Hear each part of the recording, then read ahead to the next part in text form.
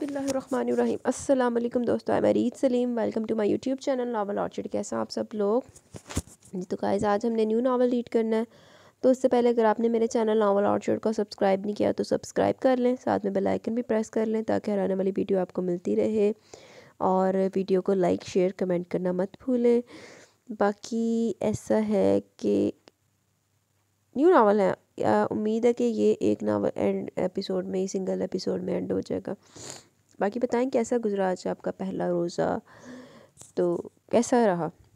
मेरा तो अल्हम्दुलिल्लाह काफ़ी अच्छा गुजर गया। शाम में बल्कि मैं काफ़ी थक गई थी, मैं अभी फ्री हुई हूँ बस।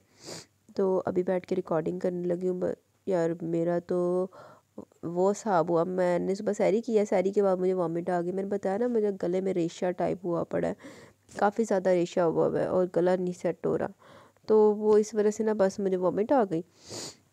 लेकिन खैर शुक्र अल्लाह का कि रोज़े के हालत में ऐसा कुछ भी नहीं हुआ। सैरी खाई है, उसके बाद आ गई, फिर उदा ही रोज़ा रख लिया।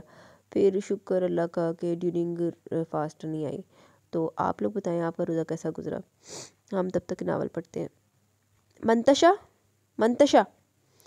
शाहिक सवार की बिजली की तरह कड़क दार आवाज़ जवार विला के दरो दीवार हिला गई। मंतशा जो अभी भी यूनिवर्सिटी से लौटी थी, आज इसे ड्राइवर पिक करने नहीं आया था, लिहाजा से लोकल कन्वेंस से आना पड़ा। कर्मी ने होश व हवास उड़ाए हुए थे।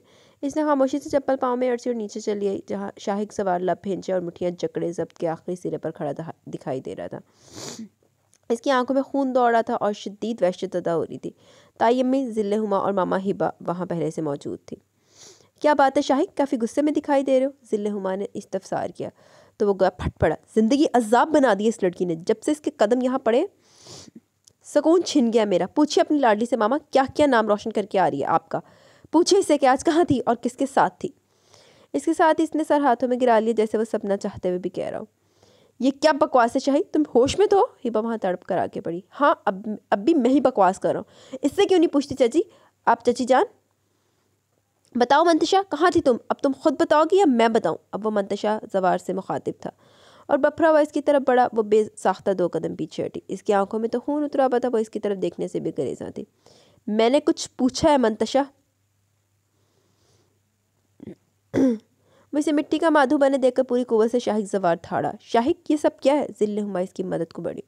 मम्मा आप बीच में मत पड़े, सब आपके लाड प्यार का नतीजा है। मैं तो इसके हर गुण को जानता हूँ।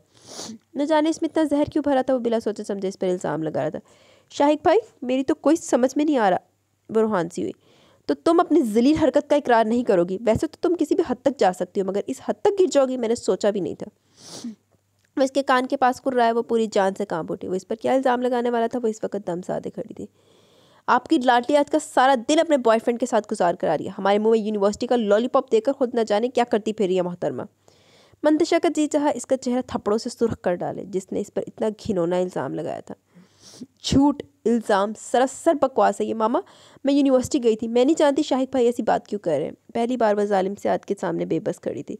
शाहिक तुम्हें पता भी है तुम क्या कह रहे हो? जिल्ले हुमा तड़प कर इसकी तरफ पड़ी। हाँ मुझे शर्म आनी चाहिए, ये खुलेआम जब कुछ मर्जी करती फिरे। एक खूनख्वार निगाह इस पर डालकर वो तड़क कर बोला। बस करें शाहिक भाई, आप इतने घटिया हो सकते हैं मैंने ख्वाब में भी नहीं सोचा था। यू जस्ट शट अप, अपनी बकवास बंद करो।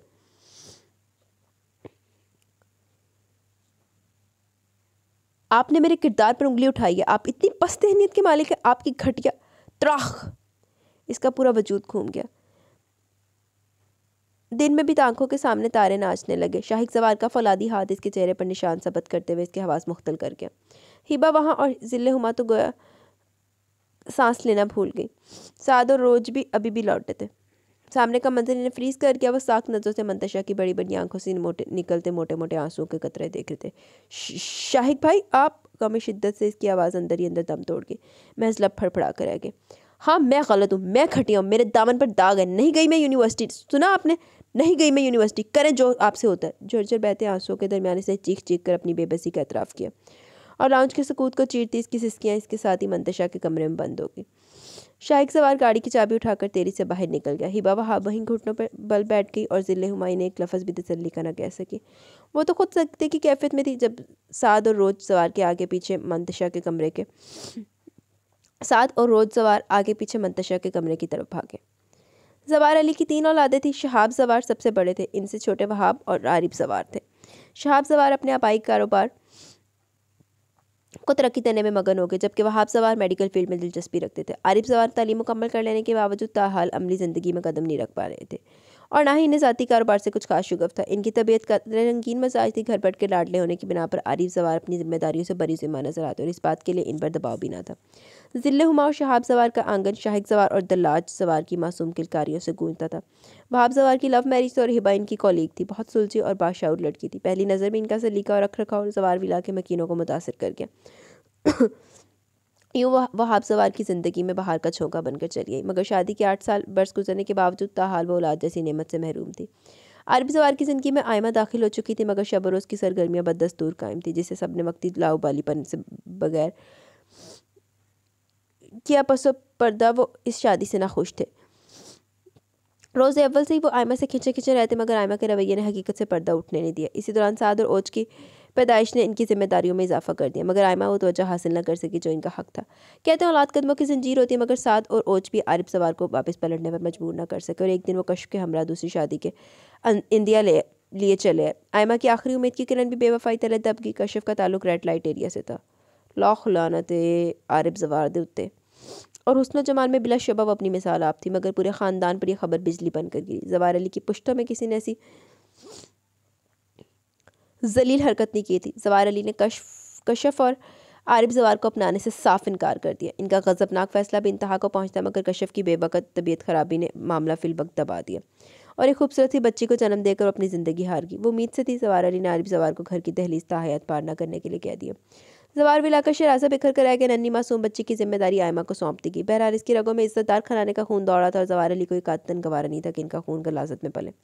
लिहाजा बच्ची को अपनाने का फैसला कर लिया कि इस सारे मामले में आयमा पत्थर की तरह बेजान होकर रहेगी। इनकी 5 साल रफाकत कोई खुशियों से मुज़य्यन ना थी, मगर अब तो इनकी ज़िंदगी का गोया मकसद ही ख़त्म हो गया था। आयमा के दिल में शौहर के इंतहाई कदम और नौमौलूद बच्ची की वजह से दरार पड़ गई। इन्होंने मंतशा को रख तो लिया, मगर इस पर तवज्जो न दे सकी। नतीजतन शदीद बीमार पड़ गई और यूँ महज 2 माह की बच्ची हिबा सवार की गोद में आ गई। इन्होंने इसकी देखभाल की और मंतशा की ज़िंदगी के बुझते दिए को जानफशानी से रोशन कर दिया। मंतशा जवार के कोमल वजूद ने इनके अंदर पंपते ममता के एहसास को झंझोड़ कर रख दिया। चनाचा इन्होंने फैसला किया कि मंतशा जवार को अपना नाम देंगे और वहाब जवार ने भी इनका साथ दिया। आयमा तो पहले इस नन्हे से वजूद से बेपनाह नफरत करती थी, जो इनकी ज़िंदगी को बेमोल करने का सबब थी। वक्त गुजरता गया, मगर आयमा हालात के साथ समझौता न कर पाई। वो तो खुद से भी काफिल दिखाई देती थी। साद और ओज इनकी एक निगाह इल्तफात के लिए तरसते रहते। अजीब महरूमी के गिर्द घेरा डाले बैठी थी। मंतशा सवार को जब वो चलते फिरते देखती तो इनका दिल कट कर रहता था। अजीब सी वहशत हर सो अहाता कर लेती। शौहर की बेवफाई ने इन्हें दीमक की तरह चाट लिया था और महज 34 बरस की उम्र में दागे मफारकत देगी। पहले ओज और साद ने पाप से जुदाई झेली और अब ममता की चाव से भी महरूम हो गई। जवार विला पर तो गोया पैदर पर क़यामत टूट पड़ी। शाहिद सवार ने सब कुछ देखा और महसूस भी किया और उम्र के बढ़ते माहो साल ने इनके अंदर के एहसास को मजबूत से मजबूत तर कर दिया। दलाज और शाहिद सवार के अलावा तमाम बच्चे हकीकत से बेखबर थे। अपनी ख़ानदान की बर्बादी के एक एक लम्हा इनके जहन पर नक्श था और शऊर की मंजिल पर कदम रखते इन्हें एहसास हुआ कि मंतशा सवार से इसे शदीद नफरत है। इसका वजूद शाहिद सवार के लिए नाकाबिले बर्दाश्त था। सब लोग अपने बच्चों और जवार विला को मजीद तबाही से बचाने के लिए हालात से समझौता करके, मगर शाहिद सवार न कर सका। हर माजी बनते लम्हे ने इसे एहसास दिलाया कि मंतशा सवारी हर मुसीबत की वजह। जवार अली ने आरिफ सवार को घर से निकाल तो दिया, मगर दिल में बेटे की जुदाई और बहू की जमा साला मौत का गम बहुत गहरा था, जिसे वो ज़्यादा दिन तक बर्दाश्त न कर सके और दाई अजल को लब्बैक करके। इसी दौरान अरेस ज़िले हुमा के कुंबे में इजाफे का बाइस बन चुका था और शादी के 11 साल बाद मुजम्मिल ने हिबा को ममता का एजाज़ बख्श दिया। हिबा जवार की खुशी का ठिकाना न था। मंतशा ने मुझे ज़िंदगी की सबसे बड़ी खुशी दी है। हमारी बेटी बहुत लकी है हमारे लिए। वहाब देखो, इसके आते मेरी गोद हरी हो गई। इन्होंने बाहों में उठाकर चटाचट चूम डाली थी और बहुत खुशी से वहाब सवार से कहती, इजहार करती। वक्त गुजरता गया, बच्चे बड़े हो गए। दल्लाज मैं बोल रही थी वल्लाज सवार की शादी अशीद खान से हो चुकी थी और अब वो लाहौर में मुकीम थी। अच्छा, विलाज बेटी है, मैं लगा मुंडा। अरेज और मुजम्मिल को जुनून के हद तक डॉक्टर बनने का शौक था, लिहाजा वो मेडिकल के 3 साल में थे। ओज सवार मास कम्युनिकेशन में मास्टर्स करने के बाद लेक्चरर के तौर पर अपने फ़राइज़ सर अंजाम दे रही थी। साद सवार सॉफ्टवेयर इंजीनियर थे, मगर ताहाल बरसर रोज़गार ना था और हायर स्टडीज़ के लिए इंग्लैंड जाने का इरादा रखता था। शाहिद सवार हार्वर्ड से MBA के बाद ज़ाती कारोबार से मुंसलिक हो चुके थे, जबकि मंतशा सवार MBA के बाद फाइनल ईयर में थी। पहले शाहिद सवार के खड़े खड़े रवैये पर मंतशा कुर्ती रहती। इसने 12 शाहिद सवार से दोस्ताना मरासिम कायम करने की कोशिश की, लेकिन हर बार शाहिक सवार ने इसके खलूस से बड़े हाथ को बेहद तसलील के साथ झटक दिया। चनाचे मंतशा सवार ने भी सुलहजोई की तमाम कोशिशें पस-पुश डालकर मैदान जंग में मोर्चा संभाल लिया। शाहिक सवारी से जितना खार खाता वो इसे इतना ही चिढ़ाती। जो बात इसे नागवार गुजरती मंतशा सवारी से फ़र्ज़ ऐन समझकर इस पर डट जाती। वक्त अपनी रफ्तार से गुजरता गया, मगर मंतशा और शाहिक के दरमियान तनी खलीज मज़ीद दबेज़ होती गई। कोई कमज़ोर लम्हा भी इसे पाट न सका और वो बददस्तूर अपने रवैयों पर कायम थे। शाहिक, जी अम्मी, जूस का ग्लास लबों से लगाते हुए शाहिक सवार ने कहा, बेटा तुम आज मंतशा को यूनिवर्सिटी ड्रॉप कर दो। तो तुम तो जानते हो इसकी टाइमिंग किसी से भी मैच नहीं करती, रोज़ इसे 7 ड्रॉप कर देता है, मगर आज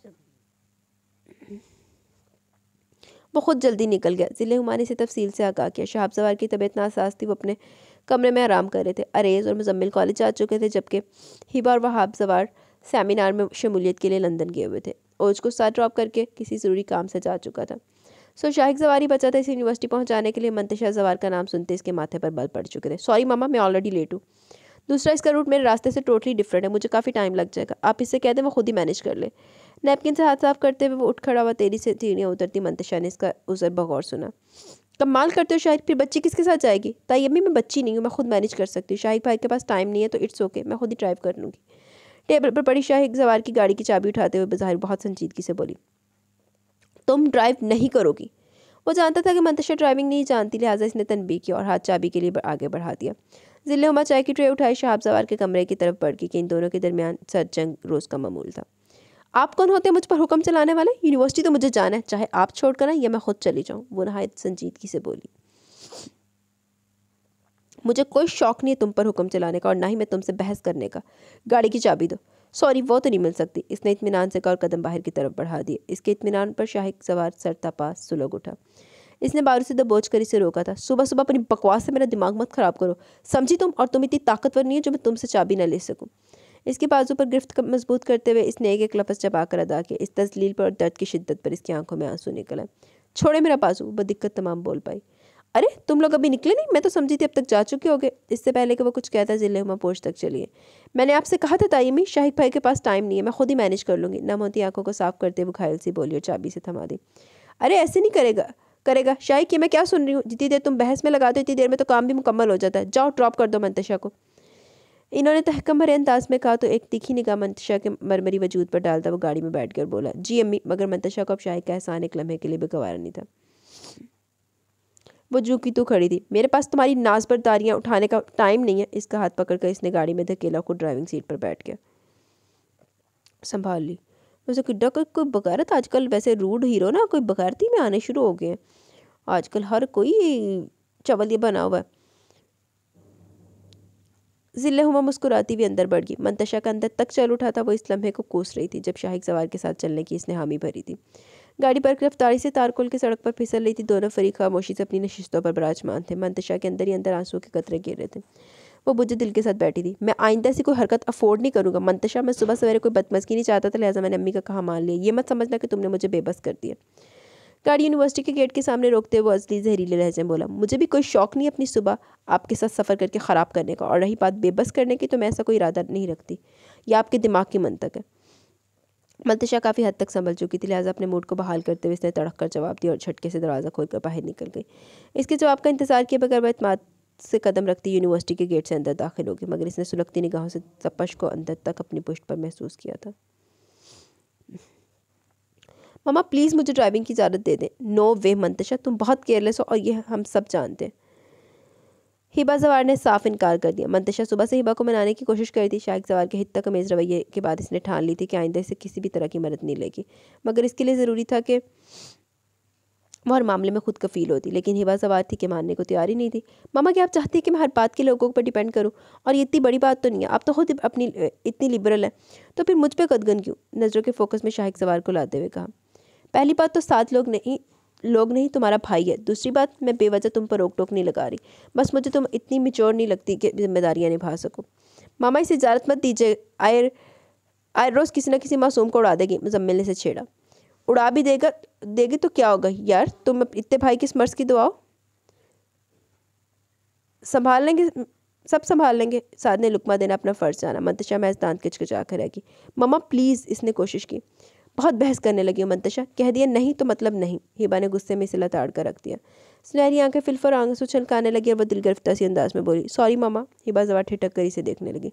कम मौन मंतशा, इसमें रोने वाली कौन सी बात है? इसके रोने से वो सचमुच डिस्टर्ब हो गई, बेसाख्ता इसे खुद से लगा लिया।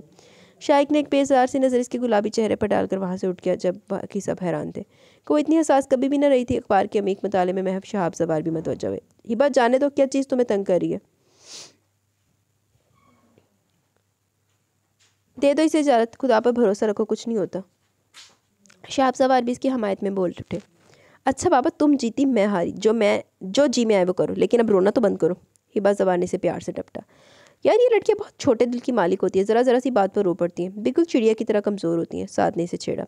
आप बिल्कुल ठीक कह रहे हैं साद भाई, आप अब अपनी मंतशा को ही देख लें। मुजम्मिल ने भी हाँ में हाँ मिलाई। जी नहीं, मैं कमज़ोर नहीं, ये बात समझ लें आप दोनों। इसने सख्ती से आंखें हथेली की पूछ से रगड़ते हुए ज़बरदस्त तरतीब की, तो इनकी आंखों में छुपी शरारत देखकर छेम कर मुस्कुरा दी। पूरी नाटकबाज है। साद ने हल्की सी चपत इसके सर पर रसीद की और फिर साद जवार ने 6 दिन की अनथक कोशिश और मेहनत के बाद इसे गाड़ी दौड़ाने के काबिल कर ही दिया। अब वो खुद ही यूनिवर्सिटी आने जाने लगी थी, मगर हर रोज़ वो शाहिद सवार को जताना नहीं भूलती कि इसने इसके असूल को तोड़ा, क्योंकि इसे लड़कियों को ड्राइव करना पसंद नहीं था। बस सिड्डे खोरी तो तू आप ही बीबी कर लाई हुई है, तो फिर उन्हें पता नहीं इंतकाम लेता तेरे नाल या क्या हुआ है, उसके आगे पोर्ट्रे इस तरह से हुआ है, क्या चक्कर अभी पता नहीं चल रहा। शाइक सवार लंच के लिए घर आ रहा था। मेन रोड पर काफ़ी भीड़ थी, शायद कोई एक्सीडेंट हुआ था। शाइक सवार ने गाड़ी रोकी और अजराह हमदर्दी भीड़ की तरफ बढ़ गया। लोगों के हजूम को चीरता हुआ जब वो मतलूबा जगह पहुंचा तो सामने खड़ी शख्सियत देखकर अपनी जगह साख्त हो गया। मंतशा बुतपनी खड़ी थी, खौफ से इसकी रंगत जर्द पड़ चुकी थी। वहशत इसके चेहरे से हवेदा थी, इसके सर से खून बह रहा था और गर्दन के पास 2-3 खराशें थी। सड़क पर खून में लथपथ एक उम्र रसीदा वजूद तड़प रहा था। शाही सवार के पहुंचने तक चंद लोग खातून को गाड़ी में डालकर हॉस्पिटल रवाना कर चुके थे। इनकी हालत काफ़ी सीरियस लग रही थी। गाड़ी चलानी नहीं आती तो चिल्लाती क्यों? अमरा के चौंचले हैं सब। अरे अमरा हो तो अमीर हो तो क्या गरीबों को कीड़े मकोड़ों की तरह कुचल दोगी? मुतल्लिका अफराद काफ़ी गुस्से में मालूम हो रहे थे। तरह तरह के जुमले अदा हो रहे थे। शाइक सवार ने आगे बढ़कर मंतशा को पुकारा। मंतशा, मंतशा। शाइक सवार ने इसे शानों से पकड़कर झंझोड़ा। अजनबियों के दरमियान शनासा चेहरा पाते हुए जैसे होश में आई। वो तीर की तरह इसकी आगोश में सिमट गई। शाइक सवार को इससे इस किस्म के रद्द-ए-अमल की तवक्का नहीं थी, लिहाजा वो बुरी तरह सटपटा गया। इसने झंझलाकर इसे खुद से अलग किया, मगर अब भी इसने इसके कंधे को मजबूती से थाम रखा था और थर थर काँप रही थी। तुम अभी बैठो, मैं अभी आता हूँ। इसे गाड़ी में बिठाकर वो खुद वापस पलट गया। मामला काफ़ी गंभीर था, लोग इसे बख्शने पर तैयार न थे, वो कानूनी कार्रवाई चाहते थे। शाइक सवार ने बहुत मुश्किल से मामला संभाला और तकरीबन 15 मिनट के बाद वो मंतशा सवार की होंडा और कार्ड लॉक करके गाड़ी तक आया, जहाँ मंतशा ब्लैक सैंडल पैरों से उतारकर दोनों पैर सीट पर रखकर मुंह घुटनों में छुपाकर यकीनन रो रही थी। शाइक सवार को समझ नहीं आ रहा था कि वो अपनी असली रकाबत बरकरार रखे, ये इसे तसल्ली दे। ये हमारी ज़िंदगी का तारीख पहलू से, तो फिर मैं क्यों इसके लिए दुनिया से लड़ता फिरूं? शाइक सवार ने बेबसी से सोचा। हाँ तू भी तो दुनिया तो तरीक पहलू हाँ, तू ख़ानदान के नाम की दब्बा तू भी है। अगर मंतशा सवार की जगह कोई और होता तो मैं इंसानियत के नाते इसकी मदद ज़रूर करता। शाइक सवार ने खुद को तावील दी और लंबी सांस खारिज करते हुए ड्राइविंग सीट से संभाली। ये लो पानी पी लो। इसकी हिचकियों से रोते हुए देखकर इसने बोतल मंतशा की तरफ बढ़ाई, मगर वह हनूज इसी अंदाज में बैठी रही। Mantasha just control your self. इसने इस तरारी अंदाज में इसके कंधे पर हाथ रखा तो इसने गर्दन उठाई। सफ़ेद रंगत रोने के सबब सुर्ख हो चुकी थी। बड़ी बड़ी शहद रंग आंखों में सफ़ेद मोती ठहर से गए थे। खमीदा लब जब्त की कोशिश में कपकपा रहे थे। अजीब खौफ इसके चेहरे पर रकम था। बिलाशुबा वो किसी शायर का तख़य्युल लग रही थी। हुस्न मनाल से सजा 2 आतशा हुस्न इसे बेबस कर रहा था। बिलाशुबा वो बेहद हसीन थी। शाइक सवार ने पहले कभी से इतने तदब्बर से नहीं जांचा था। शाइक भाई मैंने कुछ नहीं किया, वो मैंने मेन रोड पर गाड़ी डाली तो न जाने वो खातून कैसे आगे आ गई। मेरे ब्रेक लगाने तक वो अधूरा जुमला छोड़कर एक बार फिर रोने लगी।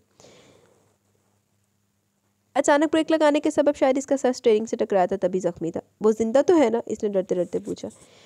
इनकी टांगें फ्रैक्चर हो गई हैं, बाकी खतरे की कोई बात नहीं। मैंने कांटेक्ट नंबर ले लिया, कल इनसे मिल लेंगे, तुम भी तसल्ली कर लेना। इसके अंदाज में कुछ भी नहीं था, ना लगावट ना तसल्ली। वो महज अल्फाज थे, खोखले अल्फाज, स्पाट और बेतासर बेगानगी के खोल में लिपटे। कुछ देर होने के बाद वो बेदम सी होकर इसकी गर्दन उड़कर खिड़की वाली साइड पर चली गई। वो शायद बेहोश हो चुकी थी। पहली बार इसे मंतशा सवार के बारे में तशवीश हुई।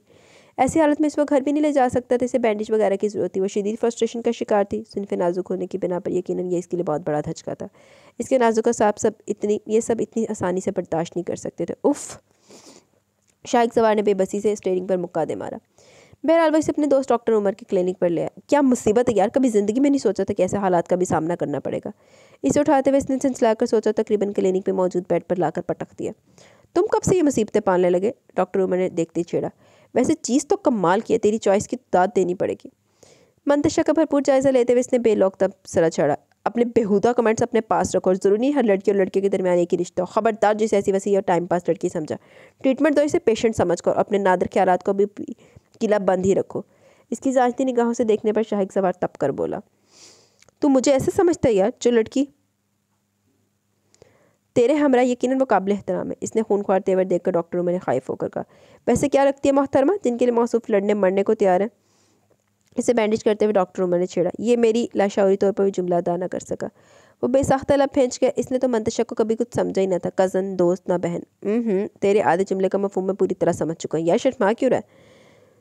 डॉक्टर उमर मुसलसल शरारत पर आमादा था। बकवास मत कर यार, मेरी कज़न है, चाचू की बेटी। शायद ज़िंदगी में पहली बार इसने मंतशा सवार के हकीकी हवाले को कबूल किया। डॉक्टर उमर दूसरे पेशेंट को ट्रीट करने जा चुका था। 2 घंटे बाद मंतशा को होश आया, तब तक वो घर वालों को इन्फॉर्म कर चुका था कि मंतशा इसके साथ थी और बिल्कुल ठीक थी। वो इन्हें एक्सीडेंट के बारे में भी बता चुका था, मगर ज़रा मुख्तलिफ अंदाज में, ताकि वो मतवक्का सूरत हाल के लिए तैयार नहीं। सर में दर्द से टीसें उठ रही थी। इसने बमुश्किल आंखें खोली तो शाहिद को खुद पर झुका पाया। शायद वो इसे पुकार रहा था। पानी, इसने इतनी मध्यम आवाज़ में कहा कि अगर वो इसके करीब ना होता तो यकीनन कभी सुन ना पाता। इसने साइड टेबल से जग उठाकर ग्लास में पानी अंडेला और थोड़ा सा सहारा देकर मंतशा के उठने में मदद दी और ग्लास इसके लबों से लगा दिया। 2-3 घूंट लेने के बाद इसने गिलास हटा दिया और सर बेड क्राउन से टिकाकर आंखें मूंद ली। वो शायद समझने के लिए वक्त लेना चाहती थी कि इसके साथ क्या हुआ। शायद सवार चुपचाप वहाँ से हट गया। कुछ देर बाद जब वो जूसेस और फ्रूट वगैरह के लेकर लौटा तो वो बेड से उतरकर खिड़की के पास सामने खड़ी थी। वो कदर संभल चुकी थी। शाइक ने खंकार कर गला साफ किया। मकसद अपनी मौजूदगी का एहसास दिलाना था। मंतशा ने बेसाख्ता मुड़कर देखा और गोमगू की कैफियत में वहीं खड़ी रही। वो फैसला नहीं कर पा रही थी कि आगे बढ़े या वहीं खड़ी है। ये जूस ले लो, तुम बेहतर महसूस करोगी। सुबह से कुछ नहीं खाया तुमने, फिर हम घर चलेंगे। मैंने अपने तौर पर सबको मुतमिन कर दिया, कोई तुमसे कुछ नहीं पूछेगा। इसने जूस इसे दिया जो इसने मकान के अंदाज में पकड़ लिया। इसके अल्फाज कितने स्पार्ट थे, जज्बात से आ रही। मैं रटे रटाए लफ्ज़ों में अगर जज्बात की अमेजिश ना हो तो अपनी अहमियत और कशिश खो देते हैं। इसने बेदिली से सोचा, अगर कुछ तसल्ली तशवी शामिल होती तो इसे कुछ ठारस बन जाती। इसने शाइक सवार को बकौर देखते हुए सोचा। 6 फुट से निकलता कद, कटावदार नाभि होंठ, मगरूर सी सितवा नाक, चौड़े शाने, पेशानी पर बिखरे घने स्याह बाल, बोझल बोझल साहिर आंखें और चेहरे पर छलकता मगरूर सा संजीदापन इसकी शख्सियत को नाकाबिले तस्कीर बना रहा था। वो काफ़ी देर से टिकटिकी बांध इसका जायज़ा ले रही थी। वो बिलाकर झंझला उठा इसके उन तफसीली तज्जिए से। तुमने कुछ लिया नहीं अभी तक। मुझे सारी उम्र तुम्हारी खिदमत करते हुए नहीं गुजारनी। तुमसे भी ज़्यादा अहम काम है मेरी ज़िंदगी में। इसकी झंझलाहट गुस्से में ढल चुकी थी। काश शाहिक भाई आप कभी मुझसे भी नॉर्मल अंदाज में बात कर लें। इसके दिल में शदीद ख्वाहिश उभरी जिसे वो फ़ौरन दबा गई। आपने ये सब क्यों किया शाहिक भाई? मैं जानती हूँ कि मैं आपके लिए नापसंदीदा तरीन हस्ती हूँ, तो फिर मेरे लिए ये सब क्यों?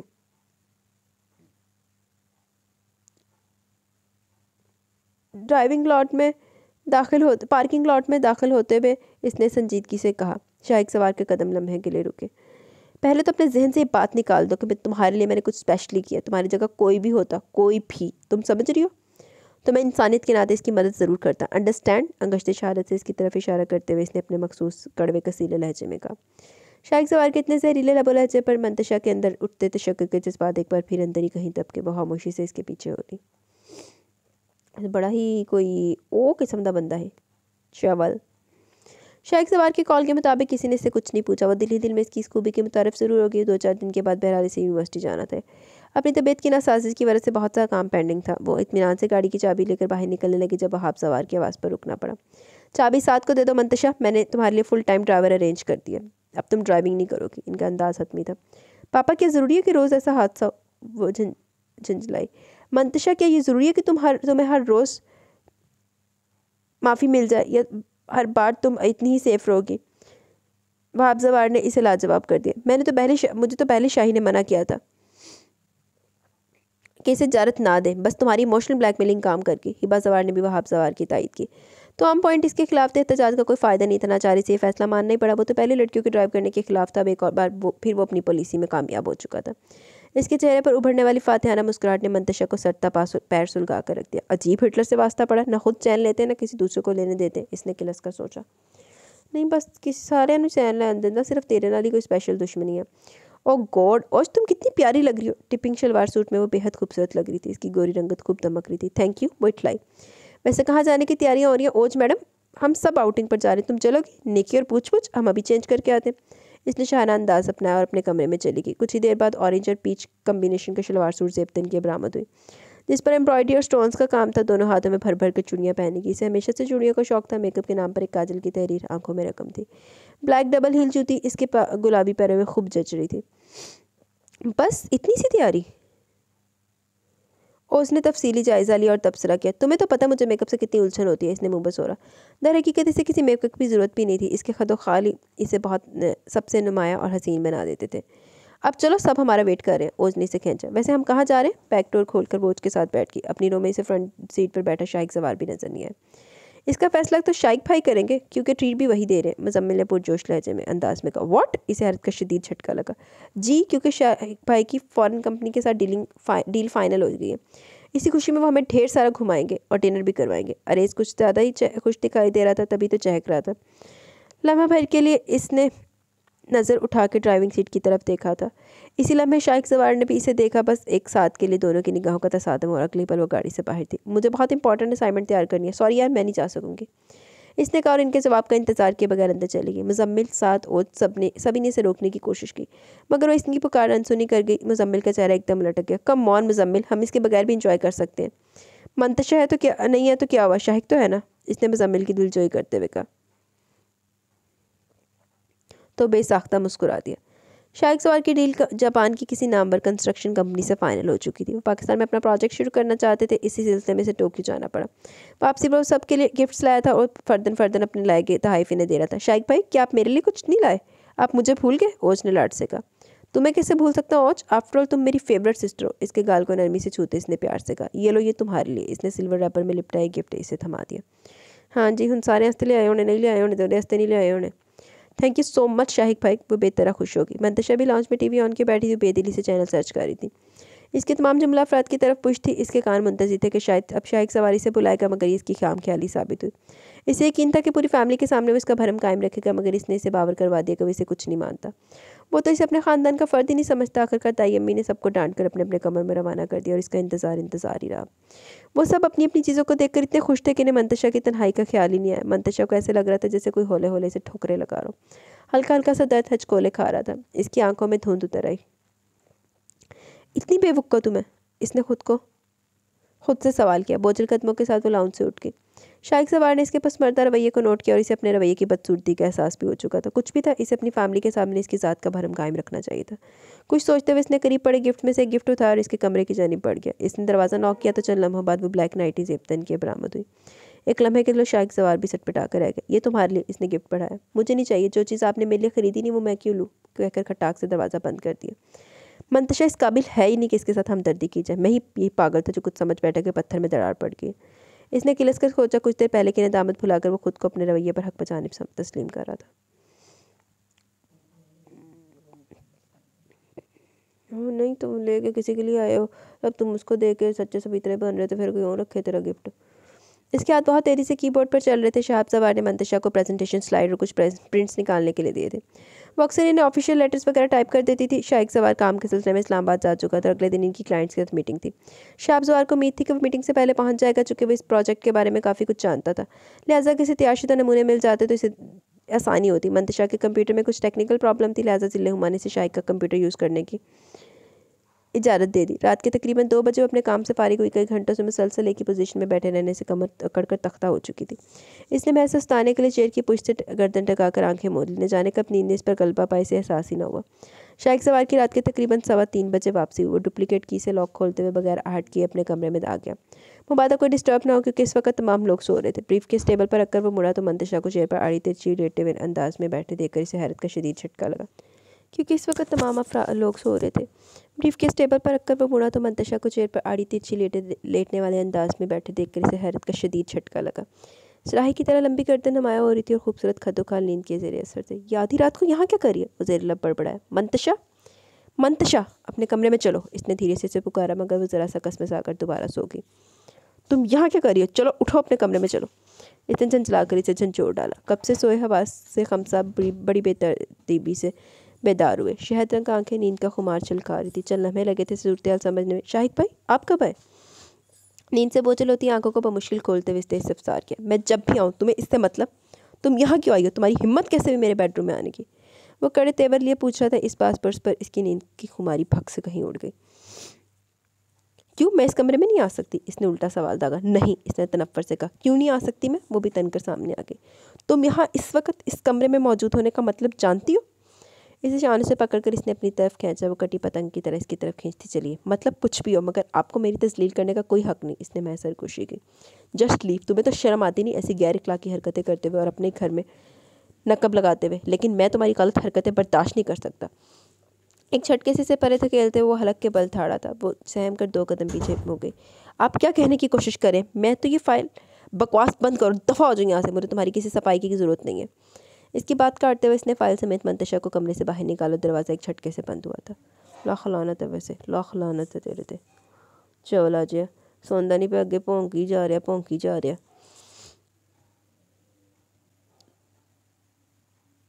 मैं गालियाँ नहीं दे रही, तो मैं ये कह सकती हूँ कि भौंकी जा रहा कि मैंने कुछ भी नहीं कहा। मैंने तो जस्ट सिंपल सी बात की है। और यार वो जो होता है ना चवल वगैरह तीसरा की, इसको ये तो गालियाँ तो नहीं होती, तो आराम से बंदा कह देता है, ठीक है ना। अच्छा, उफ़, इतनी तस्लील, इतनी घटिया सोच। इसका वजूद पानी बन के बहने लगा। वो मरे मरे कदमों से अपने कमरे में आकर बेख्तियार से सग उठी। तुमसे नेकी बहुत महंगी पड़ती है शाहिद सवार। तुमने हर लम्हे मेरी अना को ठेस पहुंचाई है। मैं तुम्हें कभी माफ़ नहीं करूँगी। वो हिचकियों से रो रही थी। वो है ही नहीं इस काबल के अंदर नेकी की जावे। मंतशा, तुम्हें तायाबू नाश्ते पर बुला रहे हैं। ओसनी से कोई तीसरी बार बुलाया था और इसने 3 बार अभी आई कहकर इसे वापस भेज दिया। मगर मुसलसल पुकार पर इसे कान धरने ही पड़े। सामने वो हलाकू खान डाइनिंग चेयर पर विराजमान नाश्ते में मसरूफ़ था। इसने भी एक चेयर संभाली। मंतशा, बेटे वो फाइल और स्लाइड्स वगैरह शाहिद को दे दो ताकि वो एक दफ़ा स्टडी कर ले। शाहिद सवार ने कहा तो जहाँ शाहिद सवार ठिठका वहीं ब्रेड जैम पर जैम लगाती। मंतशा के हाथ भी लम्हा भर को साखते हुए, मगर अगले ही पल वो अपने काम में मशगूल हो गई। सॉरी तायाबू, मेरे कंप्यूटर में कुछ टेक्निकल प्रॉब्लम थी, मैं तैयार नहीं कर सकी। इसने लापरवाही से जवाब दिया। लेकिन मैंने तुम्हें कहा था कि तुम शाहिद का कंप्यूटर यूज़ कर लो। ज़िले हुमा ने कदर गर्म लहजे में कहा। मुझे मुनासिब नहीं लगा। इसका इत्मीनान काबिल दरीद था। शाहिद सवार को पूरी गेम समझ में आ गई। रात को वो इसे कुछ बताने की कोशिश करी थी, मगर इसके उल्टे सीधे सवाल जवाबात पर तंग आकर इसकी एक बात ना सुन सका। अब यकीनन वो इसी हित्ता कमेज़ रवैये को रद्द-ए-अमल के तौर पर ही सब कुछ कर रही थी। मंतशा, अगर तुम नहीं कर सकती तो मुझे बता देती बेटा, मैं खुद तैयार कर लेता। शाहिद सवार को इस कदर गैर जिम्मेदारी की तवक्को नहीं थी। सॉरी तायबू, मुझे पता नहीं था कि आपको आज ही चाहिए होंगे। इसने एक और झूठ बोला। इसे अपने किए की शर्मिंदगी ना थी। तुम जानती हो ना, अगर आज फाइनली प्रिंट्स नहीं दिए गए तो डील कैंसिल हो सकती है। इससे बिजनेस की साख पर क्या असर होगा, मार्केट में हमारे शेयर्स की वैल्यू क्या होगी, तुम्हें सब मालूम है ना। आफ्टर ऑल तुम खुद इस फील्ड से वाबस्ता हो। इसने कोई जवाब नहीं दिया, बस नाश्ते में मसरूफ़ रही। इसकी लापरवाही पर ज़िले हुमा और सभी जुमला अफराद हैरान थे। वो जानते थे कि शाही को मंतशा के एक लम्हे के लिए भी नहीं बनती, मगर महज इसे नीतियाँ दिखाने के लिए वो इस हद तक जाएगी।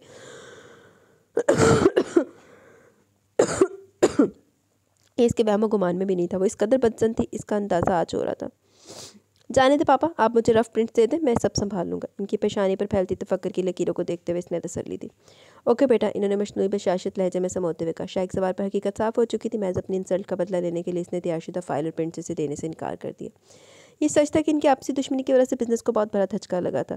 डील कैंसिल हो चुकी थी। कंपनी को आज ही नक्शे चाहिए थे। इसने बुझे दिल के साथ रात को शाहब सवार को इतला दी। जवार विला के तरो दीवार पर सोगवार कैफियत में डूबे हुए थे। मंतशा खुद नादिम थी, मगर शाहिब सवार के चेहरे पर मंडलाते तफक्कर के साई से अजीब सी खुशी दे रहे थे। चंद दिनों की ये इज़्मलाल और मोहम सी उदासी जारी रही, मगर जल्दी हालात अपनी रगड़ पर वापस आ गए। मामा, बिजनेस में अप्स एंड डाउन्स तो आते रहते, यू डोंट वरी। इसे सख्त मेहनत करता देख ज़िले हुमा टोकती तो वो इत्मीनान से जवाब देता। बहरहाल ये इसी की मेहनत का कमाल था कि इसने जल्दी बिगड़ते हालात पर काबू पा लिया। आहिस्ता आहिस्ता सभी मुतमिन हो गए। ओश, तुम भी मेरे साथ चलो ना। इसने एक बार फिर से मनाने की कोशिश की। नो वे, आज विला चापी आ रही हैं, मैं कहीं नहीं जाऊँगी। इसने बिला तरद्दुद इनकार कर दिया। तो फिर मुझे क्यों भेज रही हो? बुरहान सी, भाई माँ तुम्हारी बेस्ट फ्रेंड है, तुम इसकी एंगेजमेंट में नहीं जाओगी तो इसे बुरा लगेगा। और वैसे भी अरेज, मुजम्मिल और साद भाई ऑडिटोरियम जा रहे हैं, वहाँ से एक कॉन्सर्ट है, तो किसी को तो घर होना चाहिए। अभी कभी अचानक प्रोग्राम बना, वरना वो भी अपना प्रोग्राम कैंसिल कर देते। इसने कबाब फ्रीज करते हुए तफसीलन जवाब दिया। लाचारी से जाने पड़ा। वो तैयार होकर बरामद हुई तो इसकी तैयारी देखकर रोज को तो गशी आ गई। ये क्या है? इसने चीख कर पूछा। क्या? वो हैरान हुई। बिल्कुल भी अंदाज़ा नहीं हो रहा कि फंक्शन में जा रही हो फोर्थ की पर। इसने मंतशा के मेकअप से मुबर्रा चेहरे पर नजर दौड़ाते हुए खा जाने वाले अंदाज में कहा। यार ज्वेलरी मेकअप वगैरह मुझे पसंद नहीं। इसने मुँह बसोर कर कहा। जानती हूँ, मगर कभी कभार कर लेने में कोई हर्ज नहीं है। इसने मंतशा का हाथ पकड़ा और इसे अपने कमरे में ले आई। पर फिर वो नाना करती रही, मगर इसने मंतशा की एक ना सुनी। अब इसके हाथ किसी महाराना ब्यूटिशियन की तरह इसके चेहरे पर चल रहे थे। इसने आईने में खुद को देखा तो पहचान ही नहीं पाई। चश्मे पर दूर नजर ना लगे मेरी बच्ची को किसी की। हिबा सवार ने देखती भलाई ले डाली। अरे ये कौन है? पहले तो इतना खूबसूरत चेहरा इस घर में कभी नहीं नजर आया।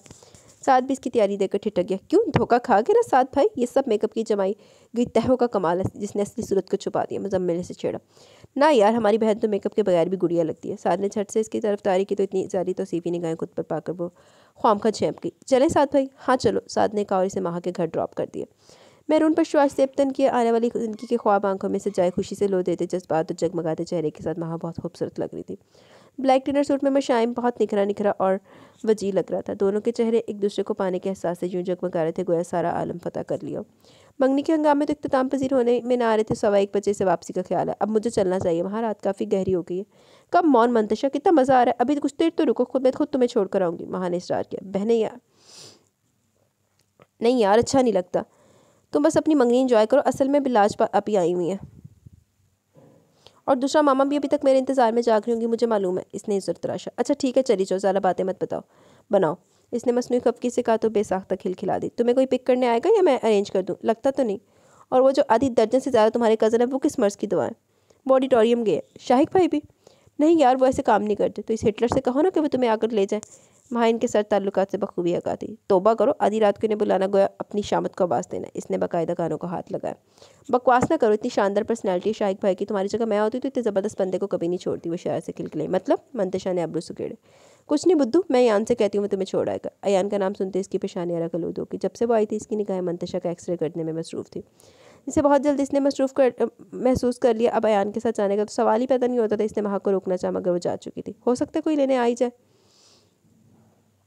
इसने सोचते हुए 7 का नंबर प्रेस किया। काफ़ी देर बाद कॉल रिसीव की गई मगर दूसरी तरफ बेपनाह शोर था। म्यूज़िक, गाने और न जाने किस किस चीज़ का बेहंगम शोर। इसकी आवाज़ साथ सुन नहीं पा रहा था। इसने चिढ़कर फ़ोन ही बंद कर दिया। मजबूरी से शाहिक सवार की मदद लेनी पड़ी। किसी अजनबी के साथ रात के इस पहर तन्हा सफ़र करने से बेहतर था वो शाहिक सवार को बुला लेती।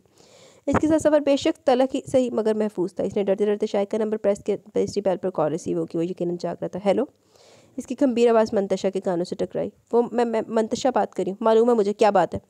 इसकी हमकाना बात के जवाब में शाहिक सवार ने तब कर कहा। मैं वहाँ के घर हूँ, आज इसकी एंगेजमेंट थी। जाते हुए साथ भाई ने मुझे ड्रॉप कर गए थे मगर आज अब वो ऑडिटोरियम है तो मतलूबा बात ज़ुबान पर आते ही वो खामोश हो गई। तो क्या? वो जानबूझकर अनजान बना। तो आप मुझे लेने आ जाए। इसने मध्यम से सरगोशी की। ओके, इसने कॉल डिस्कनेक्ट कर दी। कंप्यूटर शट डाउन करने के बाद वो नीचे आया जहाँ हिबा पहले मौजूद थी। चाची जान, आप आराम करें, मैं मंतशा को लेने जा रहा हूँ। इनकी फिक्रमंदी परेशानी को देखते हुए इसने इतला दी। तुम इसे ले आओ, तब तक मैं यही वेट कर रही हूँ। इन्होंने रसानियत से कहा तो इस बात में सर हिलाता निकल गया। इसने यकीनन काफ़ी रैश ड्राइविंग की थी। तकरीबन तभी 45 मिनट में बाद ब्लैक स्विक माह के वसीय और ईस बंगले के गेट के सामने गई थी। पूरा घर चांदनी में नहाया हुआ था। मंतशा सवार से गेट के सामने टहलती नजर आई। दूसरी लड़की यकीनन माह ही थी। ब्लैक स्विक लॉक करके वो इनकी तरफ बढ़ गया मगर मंतशा को देखकर तो इसकी नज़र ने वापस पलटने से इनकार कर दिया। ब्राउन और नारकली फ्रॉक जिस पर गोल्डन मोतियों का काम हुआ था, हमरंग ज्वेलरी पहने, लाइट सा मेकअप किए वो क़यामत ढा रही थी। घने स्याह बाल पुष्ट पर किसी नागन की तरह पहरा दे रहे थे। आज तो इसकी छवि निराली थी। एक लम्हे के लिए तो अपनी असली रकावत भी फरामोश कर बैठा। चले शाहिक भाई, माँ से गिले मिलते हुए इसने कहा तो शाहिक सवार का इर्तकास टूटा। ख्वामखा आपको डिस्टर्ब किया शाहिक भाई? मैंने तो इसे कहा था कि अयान इसे छोड़ेगा मगर ये नहीं मानी। माँ ने दिली खलूस से कहा। नो इट्स ओके, ऐसी कोई बात नहीं। शाहिक सवार ने मरबतन मुस्कुराकर कहा। 2-4 इधर उधर की बातों के बाद माँ को अल्लाह हाफिज़ कहते हुए दोनों पलट आए। फॉन कलर की शर्ट और ब्लैक पैंट पहने वो मर्दाना वजाहत का शाहकार लग रहा था। इसकी शर्ट का ऊपरी बटन खुला था। थकावट से आंखों में गुलाबी डोरे दौड़ रहे थे। मंतशा का दिल एक लम्हे के लिए बहुत शिद्दत से धड़का। क्या हुआ, ऐसे क्या देख रही हो? इसके तफसील से देखने पर बेख्तियार जुमला शाहिक सवार की ज़ुबान से फिसला। चाहते हुए वो अपने लहजे को तलख नहीं बना सका। न जाने रात की तारीकी का असर था ये इस पुरकशिश हुस्न का कमाल या वक्त का तकाजा। इसने सटपटा कर निगाहें झुका ली। आप शायद आराम कर रहे थे, मैंने आपको डिस्टर्ब किया। Sorry for that. गिनहरी पलकों की झालर ने बड़ी बड़ी सुनहरी आंखों को ढक दिया। पलकें झुकाए धीरे धीरे बोलती वो कोई अप्सरा लग रही थी। शाहिक सवार ने कनखियों से देखा मगर दूसरे पल नजरें फेर गया। इट्स ओके, तुमने मुझे डिस्टर्ब नहीं किया, वैसे भी मैं ऑफिस का काम कर रहा था। इसने नरमी से कहा और निगाहें विंडो स्क्रीन पर जमा दी। इसके बाद मंतशा ने कोई बात नहीं की। वो दोनों खामोश थे मगर एक दूसरे के एहसास को भरपूर महसूस कर रहे थे। इस खामोशी में भी जुमानी खेसी पनहा थी। पूरे रास्ते इसने चूल्हे की खनक इसके शौर में हलचल मचाती रही मगर वो कमज़ोर लम्हों का गुलाम बनने वालों में से ना था। वो दोनों आगे पीछे लाउंज में दाखिल हुए थे। हिब्बा बेचैनी से इसका इंतजार करती। इतनी देर लगा दी शाही बेटा? मैंने आपसे कहा था चाची जान, मैं मंतशा को ले आऊँगा, आप आराम करें। इसने नरमी से जवाब दिया। ममा आपको तो पता है माँ का घर हमारे एरिया से काफ़ी दूर है, इस वजह से टाइम लग गया। मंतशा ने हिबा को तसल्ली दी। अच्छा ठीक है, रात काफ़ी होगी, तुम दोनों चेंज करके आराम करो, सुबह बात होगी। हिबा ने मोहब्बत हमें इस लहजे में कहा। ओके मामा, गुड नाइट, बाय चाची जान। हिबा सवार ने बारी बारी शाहिक और मंतशा को बेताबी बूसा दिया। वो तो चले गए मगर हिबा सवार के लिए सोच के नई दरवाह कर गए। इन दोनों के एक साथ देख कर किस सोच के ज़रिए असर इनकी आंखें चमक उठी। एक ख्वाहिश बड़ी शिद्दत से इनके दिल में मचली। वो एक दूजे सिर ते वाला नु आए रहते तेरे दिल दे विच ख्वाहिश उमड़ी मां सदके चली जाए। अगले दिन वो वाक़या रोनुमा हो गया जिसने मंतशा को हिला कर रख दिया और कुछ जल्दी शाइक को भी पता चल गया वो गलती पर था। दिन भर बेमकसद ब्लैक स्विक सड़क पर दौड़ाते हुए उनकी सोचों में घिरा हुआ था। इसने कभी नहीं सोचा था वो मंतशा से ऐसा सलूक भी कर सकता है। इसे अपनी गलती का एहसास अगले आने वाली साथ में हो चुका था, मगर क्या वो अपनी नफरत में इस कदर आके निकल चुका था कि इसने एक लम्हे के लिए भी सब्र की सच्चाई को नहीं परखा। अगर कोई ऐसा बहतान ओज पर लगता तो वो इनकी ईंट से ईंट बजा देता, लेकिन ओज के किरदार पर कभी शक नहीं करता। महज अपनी रकाबत और खदशात दुरुस्त साबित करने के लिए इसने मंतशा के वक़ार की धज्जियाँ बखेर दी, इसकी ज़ात का भरम चकनाचूर कर दिया, इसको खुद अपने ही आंगन में रुस्वा कर दिया। क्या वो इससे इस कदर बदगुमान था कि इस पर उठने वाली उंगलियों को तोड़ने के बजाय खुद इन लोगों में शामिल हो गया और इसे नाकर्दा गुनाह की सजा में पामाल कर दिया। वो मुसलसल असाबी जंग से निढाल हो चुका था। अंदर बाहर एक जंग छिड़ी थी। जा दफ़ा हो जाके चवल जा ओदे तार दे उंगली चौके ते आ गया ना चवल ना होवे थे। एहतसाब की जंग जिसमें फातेह न ठहरा था बल्कि उलझ गया था। इसने थक कर सर सीट की पुष्ट से टिकाकर आंखें मूंद ली। शाइक सवार को ऑफिस में नामालूम नंबर से कॉल आई और खबर मंतशा के बारे में थी। इसकी तस्दीक के लिए वो यूनिवर्सिटी गया और मिशाइम ने भोली सी सूरत में इसे इत्तला दी कि मंतशा यूनिवर्सिटी आई नहीं। मिशाइम के अल्फाज ने इसका गुस्सा सातवें आसमान पर पहुंचा दी। वो आंधी की तरह गाड़ी दौड़ाते हुए घर पहुंचा। इसके बाद जो हुआ वो नाकाबिले फरामोश था। कुछ देर पहले शाइक सवार को माह की कॉल आई। इसने माजत को आना अंदाज में इसे बताया कि आज 1 अप्रैल था तो इन्होंने अप्रैल फूल मनाया था। इन्होंने मंतशा के निकलते शाइक सवार को कॉल कर दी। चूँकि मंतशा को लोकल कन्वेंस से जवारविला आना था लिहाजा इसे पहुंचने में देर होगी, मगर इसके दोस्त ये बात भूल गए कि जिसको उन्होंने कॉल किया वो तो इसके साय का भी दुश्मन था। जवारविला के मकीन हकीकत से आगाह हो चुके थे। ज़िले हुमायूं से बारहा फ़ोन कर चुकी थी, मगर फिल वक्त वो किसी से बात नहीं करना चाहता था। इसने सेल ऑफ करके डैशबोर्ड पर डाल दिया, जा खुदकुशी कर जाके। शाइक सवार की तोहमत ने मंतशा सवार को अर्श से फर्श पर ला पटका था। शाइक सवार इस कदर जालिम होगा इसे अंदाज़ा न था। एक लम्हे में इसे अपने घर की चार दवाई में बदनाम कर गया था। इसके किरदार को इसके सवालिया निशान बनाया गया था। सोचों के खिल जाने से नीम पागल कर डाला। मुसलसल रोने से आंखें सूज चुकी थी और सुर्खी दौड़ रही थी। साद अरेज मुजम्मिल हिबा और रोजी से समझा कर थक के, मगर इसका ज़हन इस लम्हे से निकल ही ना पा रहा था। इसने मेरी ज़ात का भरम तोड़ा ओज, इसने मेरे किरदार पर उंगली उठाई, इसने मेरे नस्वानी वक़ार को रोंदा, इसके अल्फाज ने मुझे बेमोल कर दिया। मैं इसे कभी माफ़ नहीं करूँगी। इसने चीख चीख कर दिल का गुबार निकाल और एक बार फिर शिद्दत से रो दी। तमाम रात बेमकसद गाड़ी सड़कों पर दौड़ाने के बाद वो करीबन 5:30 बजे जवारविला दाखिल हुआ। थकन से बदन चूर हो रहा था, मगर जो चोट इसने मंतशा को दी थी इसके बदले में तो कुछ भी ना थी। लाउंज में इसका सामना हिबा से हुआ। सच शुक्र के वहाब शहाब जवार घर पर मौजूद न थे, लिहाजा वो मामले से बेखबर थे। इन्हें नदामत देखते ही नदामत एक बार फिर इसे घेरे में लेने लगी। थक गए होगे, जाओ शाबाश अपने कमरे में आराम करो। इसे वहीं सोफे पर विराजमान होते देखकर हिबा जवार ने अपनायत से कहा। वो चाहकर भी इनके लहजे में तंज तलाश नहीं कर पाया। चाची जान प्लीज़ मुझे माफ़ कर दें। शाहिक जो तुमने किया वो बचा था। अगर तुम्हारी जगह मैं होती तो शायद मैं ही ऐसा रद्दमल ज़ाहिर करती, मगर बेटा दुख तो इस बात का तुमने मंतशा के किरदार पर महज एक फ़ोन कॉल को तरजीह दी। क्या तुम्हें मेरी बेटी पर इतना सा भी एतमाद नहीं? कोई तुमसे इसके बारे में कुछ भी कहेगा तो तुम यकीन कर लोगे? क्या तुमने इसकी आंखें नहीं देखी जिनमें मासूमियत का रंग बहुत नुमाया? नहीं देखा होगा तुमने, मगर मैंने देखा। शाहिद मैं माँ हूँ इसकी, मैंने सब देखा। वो नामालूद आंखें लिए कह रही थी और इनके गुलूगीर लहजे पर वो तड़प कर रह गए। प्लीज़ चची जान आप रोए मत, मैं जानता हूँ मैंने गलती की और मैं इस पर नादिम हूँ। आप प्लीज़ बेफिक्र रहिए, मैं इसने माजरत कर लूँगा। इनके हाथ अपनी गिरफ्त में लेते मोहब्बत से बोला। कोई बात नहीं शाहिक, एक दूसरे पर एतमाद करना सीख लें तो ज़िंदगी कभी मुश्किलात से दो चार नहीं होती।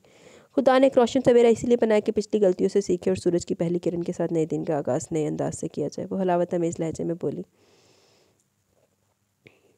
शाहिक सवार ने इनकी गोद में सर छुपा लिया। वो धीरे धीरे इसके बाल सहलाने लगी। मंतशा का रोम रोम शाहिक सवार की नफरत में जल उठा था। इसका बस नहीं चल रहा था सारी दुनिया को फना करते। वो शाहिक सवार से कतराने लगी। वो एक हफ्ते से इसे मनाने की तगदो कर रहा था। कार्ड्स, बुके, गिफ्ट्स और न जाने क्या क्या इसे अपने कमरे में मिलते, मगर वो देखे बगैर डस्टबिन की नज़र कर देती। शाहिक सवार ने इसे रूबरू मिलने के लिए आज ऑफिस से ऑफ किया था और बिलाकर दोपहर वो इसे लॉन में खिले रंग बिरंगे फूलों से सरगोशियाँ करते हुए मिली गई। मंतशा ने इसे देखते वहाँ से गुजर जाना चाहा, मगर शाहिक सवार की पुकार ने इसके कदम जंजीर कर लिए। जी फरमाइए। एक अचटती सी निगाह सफ़ेद कॉटन का शलवार सूट जेब तन के शाइक सवार पर डालते हुए वो भड़कीले लहजे में बोली। बेसाख्ता मुस्कुराहट इसके लबों पर मचल उठी। किसी की इज्जत को तार तार करके अपनी फ़तह का जश्न मना रहे। इसकी मुस्कुराहट पर सिलक तो उठी थी।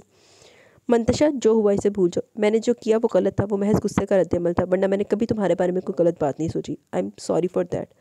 भूलना आपके लिए आसान होगा, मेरे लिए नहीं, इसने तमस्कराना अंदाज में कहा। जाने तो ना मंतशा, क्यों खुद को इतना डिप्रेस कर रही हो? इसने मफामती अंदाज में अपनाया। बस यही कहना था, इसने लापरवाही से कहा।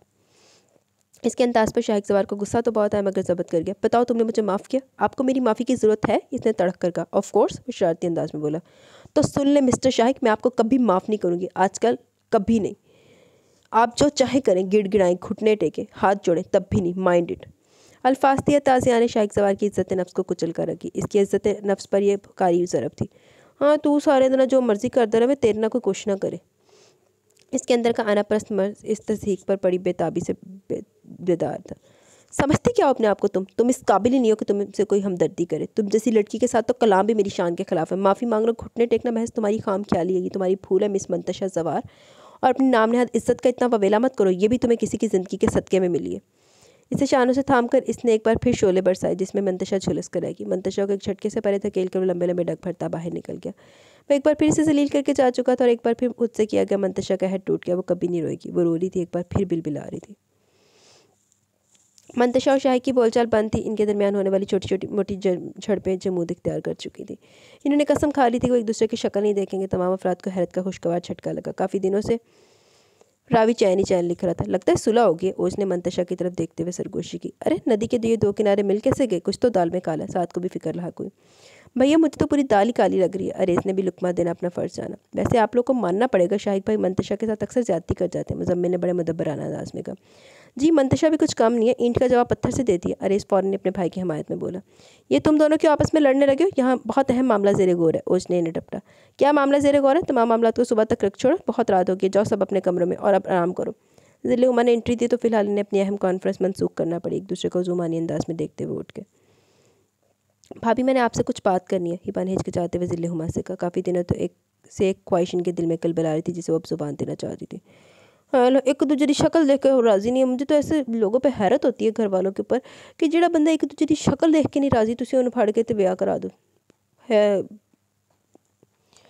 हाय हाय की ही मैं कवा हूँ। यहाँ नहीं भा कहो ना हिबा, क्या बात है? यहाँ नहीं भाभी, मेरे कमरे में चलें। ऐसी क्या ख़ास बात है? ज़िले हुमा का माथा ठिनका। चलें तो फिर बताती हूँ। फिर वो इन्हें ऐसे कमरे में लेगी जहाँ वहाब साहब पहले से मौजूद थे। भाभी बच्चे बड़े हो गए, इनकी तमीम भी मुकम्मल हो चुकी है। मेरे ख्याल में ये मुनासिब वक्त है इनकी ज़िंदगी का फैसला करने का। हिबा जवान ने तमीद बांधी। खुलकर बात करो हिबा, तुम कहना क्या चाहती हो? ज़िले हुमा ने उलझन भरे अंदाज में कहा। भाभी मंतशा को तो आपने देखा है, बचपन से लेकर आज तक आपके सामने रही। यही हाल शाही का। मैं चाहती हूँ कि शाही और मंतशा की, आप मेरी बात समझ रही हैं ना? दानिस्ता तौर पर बात अधूरी छोड़ के, जबकि ज़िले हुमा की पेशानी पर तेवरियाँ चढ़ चुकी थी। हिबा बच्चे बड़े हो गए, इनकी अपनी भी कुछ मर्ज़ी होगी, हम इन पर अपनी मर्ज़ी थोप नहीं सकते। इन्होंने दबे दबे अल्फाज में इनकार किया। लेकिन हम वालिदैन हैं भाभी, कि हम इनकी ज़िंदगी के बारे में कोई गलत फैसला करेंगे? हम इनसे बेहतर समझ सकते कि क्या चीज़ इनके लिए मौजूद है। अगर शाही किसी और में इंटरेस्टेड है तो अलग बात है। वहाब सवार ने भी गुफ्तगू में हिस्सा लिया। फिर भी हिबा, हमें जल्दी से काम नहीं लेना चाहिए। तुम तो जानती हो बचपन से लेकर आज तक एक दूसरे को नापसंद करते हैं। हमें इनकी मर्ज़ी के खिलाफ नहीं जाना चाहिए। लेकिन भाभी वो तो इन दोनों का बचपन है और बदलते रिश्ते के तकाज़े वो खुद ही संभल जाएंगे। इस बात को बुनियाद बनाकर हम रिश्ते तो नहीं तोड़ सकते। और छोटी मोटी नोकझोंक तो हर रिश्ते में चलती है। हिबा जवान ने कायल करने की कोशिश की। और छोटी मोटी नोकझोंक हर टाइम एक दूसरे से दिवाला आए रहते। और फिर वो जो किस्सा हुआ जिसमें उसने उसके किरदार पर उंगली उठाई है, तो ये तो कोई बात नहीं हुई कि एक बंदा एक दूसरे को वो एक आँख नहीं पाते तो उसी फाड़ के रिश्ता तय कर दो ना, आपस में दो फिट्टे मुँह ही है। ठीक है, लेकिन बच्चों की राय के बगैर हम हतमी फैसला नहीं ले सकते। आखिर ज़िंदगी तो इन्होंने गुजारनी है। बाकी मुझे शहाब से भी इस सिलसिले में बात करनी होगी। ज़िले हुमा ने बिलाकर बात ही ख़त्म कर दी। वहाब और हिबा एक दूसरे की शक्ल देख कर रह गए। चलो, ज़िले हुमा भी तो थोड़ी अकल बाकी है, देखो की बंदा। शाइख सवार का इनकार बिजली बनकर हिबा और वहाब पे गिरा। इन्हें शाइख से किसी ऐसे फैसले की तवक्का थी, मगर फिर भी दिल मानने को इंतजार न था। चनाचे इन्होंने तय किया कि वो रूबरू शाइख से बात करेंगे। चाचू बुलाया आपने मुझे? बेटी अगर संभाल नहीं सकते थे तो फिर ली क्यों थी? लैके रख ली तो हुण मिन्नत तरले ते आए हुए कि साड़ी धी नूं ब्याह कर लो। कोई हाल नहीं। हाँ बैठो, हमें तुमसे कुछ ज़रूरी बात करनी है। वहाब सवार ने से बैठने का इशारा किया। शाइख सवार को बखूबी इल्म था किस बारे में बात करना चाहते हैं। मंतशा तुम्हें कैसी लगती है? इन्होंने बिला तमहीद बात का आगाज़ किया। क्या मतलब चाचू? इसने उलझ कर कहा, मगर वो खामोश है, जैसे अपनी बात पर मुस्तर हो। चाचू मंतशा बहुत अच्छी है, वेल एजुकेटेड है, खूबसूरत है, वो किसी के साथ भी बहुत खुश रहेगी। तो फिर तुम्हारे साथ क्यों नहीं? वहाब सवार ने संजीदगी से दरियाफ्त किया। चाचू प्लीज़, अगर आपने मुझे फैसले का इख्तियार दिया तो फिर मेरा यही फैसला। मैंने कभी मंतशा के बारे में इस अंदाज में नहीं सोचा। वो अंदरूनी खलफशारी इन पर जाहिर करना नहीं चाहता था। तो अब सोच लो, हिबा जवार ने कहा। मुश्किल है चची जान, मेरे और मंतशा के मिजाज में ज़मीन आसमान का फ़र्क है। इसने बेबसी से कहा। मुझे नहीं पता था शाही कि तुम हमारे फैसले का लहजा भर के लिए भी एहतराम नहीं करोगे। हिबा जवार ने दिल गिरफ्ती के साथ, जबकि इस पूरे मामले में ज़िले हुमा चुप की बुक्कल ओढ़े थी। शाहब जवार अपने किसी काम के सिलसिले में शिकागो गए हुए थे। शाहब जवार तो बाहर ही ध्यान है, बाहर ही रहता है, कोई घर के मामला इंटरस्ट ही नहीं है। वेरी डिसअपॉइंटेड शाहब जवार। ऐसा क्यों कह रही है चाची जान? आप मंतशा के अलावा जिस लड़की का इंतखाब करेंगे मैं सर तस्लीम खम करूँगा, मगर प्लीज़ मुझे मंतशा के लिए मजबूर ना करें। वो अपने दिल के एहसास इनके पर वाज़ेह नहीं करना चाहता था। तो फिर मंतशा में क्या कमी है शाही? इनकार की कोई वजह तो? वो बदस्तूर अपने मौक़िफ़ पर कायम थे। क्या इनकार के लिए वजह काफ़ी नहीं कि इसने किसके बतन से जन्म लिया? ज़िले हुमा शायद इस सारी बहस से उकता गई थी, तभी दो टोक बात करने की ठानी है ताकि मामला साफ़ हो जाए। भाभी ये आप क्या कह रही हैं? मंतशा मेरी बेटी है बस, इसके आगे कोई सच्चाई नहीं। शिद्दत गम से हिबा की आवाज़ रंध की। क्यों खुद को धोखा दे रही हो हिबा? तुम्हारे मान लेने से हकीकत बदल नहीं जाएगी, और ये भी सच है कि मैंने हमेशा इसे इसीलिए बर्दाश्त किया कि इसको तुमने पाला। इन्होंने बहुत बेदर्दी से तलक सच्चाई बयान की। हिबा और वहाब शिश्तर थे, बहुत तक ज़िले हुमा की शक्ल देख रहे थे। इसने किसकी के बतन से भी जन्म लिया हो, इसकी परवरिश मैंने किया, क्या ये तावील काफ़ी नहीं इसे कबूल करने के लिए? आप फरामोश कर सकते हैं वो सब कुछ इसकी वजह से ज़वार बिला में, लेकिन मैं नहीं। और वो कहाँ खसारे में चाचू? इसे तो फिर माँ मिल गई। इसने तो वापस सब कुछ पा लिया, मगर ओज और साथ का क्या कसूर? इन्होंने किस जुर्म की सज़ा भुगती है? कभी देखा आपने ओज को? कितनी पुख्तगी से इसकी चाल ढाल में, कैसी संजीदगी है इसके मिजाज में। बिन माँ बाप के बच्चे कैसे परवान चढ़े हैं वो हम सब जानते हैं। आपका और हमारा प्यार इनकी ज़िंदगी की इस कमी को पूरा नहीं कर पाया। आयमा चची को किस बात की सज़ा मिली कि इन्होंने आरिफ चाचू से शादी की? इसकी वजह से आरिफ चाचू 21 साल से अपने ख़ानदान से कट कर बैठे हैं। क्यों चाचू, ऐसा क्यों हुआ? आप सब इसकी वजह जानते हैं। वो आंखें मूंद सकते हैं, मगर मैं सब कुछ जानते हुए खुद में समझौता करने का हौसला नहीं पाता। 21 साल से पम्पता जहर आखिरकार फूट निकला था। शाहिद ठीक कह रहा हिबा। मंतशा के वजूद ने हमें कभी इस गम से बाहर नहीं निकलने आने दिया। इसने हमेशा वापस हमें माजी की तकलीफ के बाब में धकेला। आयमा की 14 साला मौत मेरी आंखें अभी तक नहीं भूल पाई। अपनी सौतन के बच्चे को यूँ भागते दौड़ते आंखों के सामने देखना कोई आसान काम नहीं, और मासूम तो शौहर की बेवफाई का गम लिए लहद में उतर गई। और सौतन भी वो जो तवाइफ थी। मैंने मंतशा को कबूल किया महज अपने घर के सुकून और इज़्ज़त के लिए, वरना इसका वजूद तो बबूल का एक ऐसा कांटा है जो हर लम्हे आंखों में छुपता है, जो माजी को एक लम्हे के लिए भी भूलने नहीं देता। और मैं ये कभी बर्दाश्त नहीं करूँगी कि मेरी नस्ल एक तवाइफ ज़ादी की गोख से चले। इन्होंने 21 साल अंदर छुपाई नफ़रत लफ्ज़ों में समोई थी। हिबा को ये महसूस हो रहा था जैसे किसी ने पहाड़ की बुलंदी से गहरी खाई में धक्का दे दिया हो। इन्हें तो लगा था कि सब कुछ ठीक है, हो गया, माजी इनके मुस्तकबिल में कभी नहीं आएगा, मगर वो नहीं जानती थी कि माजी का तारीख पहलू तो हमेशा इनके साथ रहा। मंतशा सवार की सूरत में मंतशा से मोहब्बत महज दिखावा था, वरना वो तो इनकी नफ़रत की तह चढ़ी थी। आंसू कतरा तर कतरा पिघल दीवार रुखसार भी गो रहे थे। शायद सवार अपनी बात कहकर जा चुका था, जबकि ज़िले हुमा की घोर अफशानी जारी थी। इनकी ज़ुबान गुंग होगी, शायद कहने को कुछ बाकी ही ना था। तुम वसी दिल हो सकती हिबा, मगर मैं नहीं। वो आदतन और फितरतन भी अपने बाप पर पड़ी है। इसने इंतहाई कदम उठाते हुए किसी का सोचा ना, ये सोचती है। वो इतनी खुदगर्ज है जितना इसका बाप था। इसके बाप ने अपने किए की सज़ा झेली और साथ ही हमें भी घसीटा। प्रेजेंटेशन फाइल वाली बात से ज़िले हुमा के दिल में मंतशा के लिए बदगुमानी मज़ीद मजबूत हो गई थी। हम भी तो खुदगर्ज हैं भाभी। हम लोगों ने इसे इसलिए कबूल किया क्योंकि हमें अपनी इज़्ज़त बरकरार रखनी थी। आपने इसे प्यार दिया क्योंकि आप नहीं चाहती थी कि कल को अरेज़ या मुजम्मिल को कोई परेशानी हो। आप इनके नफसानी वकार को मजबूत करना चाहती थी। सब खुदगर्ज हैं भाभी, हत्ता कि मैं भी खुदगर्ज हूँ। मैंने इसे अपनाया तो अपनी तलब के लिए, क्योंकि मुझे ममता का एहसास सच खोल लेता था। एक मिनट के लिए सोचा भाभी, अगर इस वक्त मेरी अपनी औलाद होती तो मैं इस पर तवज्जो देती? नहीं, कभी नहीं। तो फिर वो कहाँ होती? इसकी शख्सियत कैसे परवान चढ़ती? हम सब तो अपनी घर गृहस्थी में मसरूफ़ होते। हमने इसे प्यार दिया अपनी गर्ज से, ओज और साथ की वजह से इसे पर चाहत हक पे नहीं, ओज और साथ की तवज्जो के सदक़े में मिली है। वो आज भी खोखली बुनियादों पर परवरिश पा रही है। वो जिनको अपने मुखलिस रिश्ते समझ कर ज़िंदगी गुजारी है, वो तो इसे एक बोझ समझते हैं। अगर इसे पता चल जाए तो इसका क्या हाल होगा? वहाब, क्या वो ख़ुद को कभी माफ़ कर पाएगी? क्या हम इसके साथ इंसाफ करें? हिबा ज़वार से इसकी उसे रोई थी, जबकि दरवाजे की नौब थामे मंतशा ज़वार पर कटे परिंदे की तरह ज़मीन पर आ पड़ी। कोई ख्वाब था या हकीकत? अगर हकीकत भी थी तो इतनी बेदर्द कैसे हो सकती थी? वो हिबा ज़वार के पास किसी काम के सिलसिले में आई थी, मगर अंदर से आने वाली तलख आवाज़ों ने इसके कदम वहीं रोक दिए। इसके बाद जो कुछ इसकी समातों से गुजरा, वह नाकाबिले यकीन था। न जाने कितने पल साग बेहिस ज़ालिम मौत की पथरीली संगत में गुजरे थे। हर तरफ हू का आलम था, जामद सन्नाटा और घुप अंधेरा। ज़मीन आसमान पाताल सब अंधेरे में गर्क था। और वो कहाँ थी?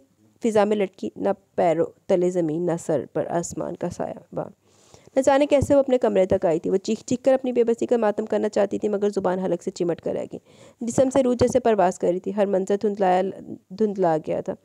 इसने सहारे के लिए किसी चीज़ को थामना चाहा, मगर इसका हाथ हवा में मौल्लक रह गया। वो बेतवाज़न होकर ठहर गई। सुबह 10 बजे तक जब मंतशा नाश्ते की मेज़ पर नहीं आई तो हिबा ज़वार को तशवीश लाहक हुई।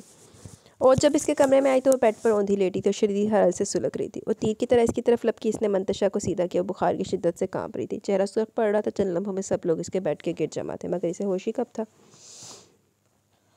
हिबा ज़वार ने इसे ट्रीटमेंट दिया और इसे अद्वियात देकर नीचे चली आई। शाम इसके वजूद में हल्की सी हरकत हुई। इसने कसमसा कर आंखें खोली। कहाँ हूँ मैं? क्या मैं ज़िंदा हूँ या मैं कवर में हूँ? मगर चारों तरफ में फैले उजाले ने इसकी सोच की तरतीब कर दी। हाँ मैं ज़िंदा हूँ, बहुत सख्त जान हूँ। इतना सब होने के बावजूद भी मेरी सांसें इस रिदम से चल रही हैं, मेरा दिल भी धड़क रहा है। वो कदर संभल चुकी थी, इसका दिमाग एक बार फिर सोचने समझने के काबिल हो चुका था। लामत ना ही सोचे जहन की आमाज का बनी थी। हिबा, ओच, अरेज, तकरीबन सभी लोग इसे पुकारे थे, मगर इसने किसी की तरफ नहीं देखा और आंखें बंद कर ली। हिबा ने आहिस्ता आहिस्ता सबको कमरे से बाहर भेज दिया, फिर खुद इसके पास आ बैठी। बहुत जिद करके इन्होंने इसे सूप पिलाया और आराम करने की ताकीद करते हुए बाहर निकल गई। 2-3 दिन तक इसकी तबीयत ठीक हो चुकी थी। ज़िले हुमा ने इसके लिए दलिया बनाया और अभी स्टार्ट करके इसे खिला रही थी।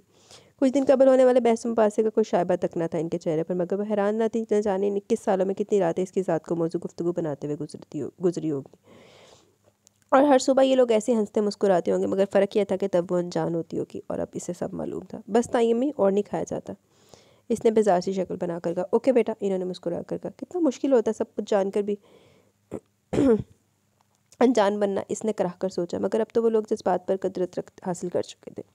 शाम की चाय का दौर चल रहा था, वो भी इनके साथ जाकर बैठ गई, मगर इसकी चेयर आखिर किनारे पर कदरे हट कर थी। लॉन में सभी खुशखबरियों में मसरूफ़ थे। जब इससे इसकी तबीयत ख़राब हुई थी, इसके बाद एक नामालूम खामोशी इसके लबों पर चिपक कर रह गई थी। सब लोगों ने इसकी खामोशी को बीमारी से ताबीर किया। इन्हीं दिनों औज के रिश्ते की बात चल रही थी। अरेज और मुजम्मिल इसे मुसलसल छेड़ रहे थे। वो इन सब के दरमियान गुलनार हुए बैठी थी। बस करो मुजम्मिल, मेरी बहन को तंग मत करो। शाइक सवार ने प्यार से इसके सर पर हाथ फेरा तो ओज का सर झुका, सर मजीद झुक गया। कितने मुतमिन है ये सब, क्या इन्हें पता कुछ दिन कबल कैसी क़यामत की हज़रात आई थी जिसने मेरे शऊर को मजीद कर दिया।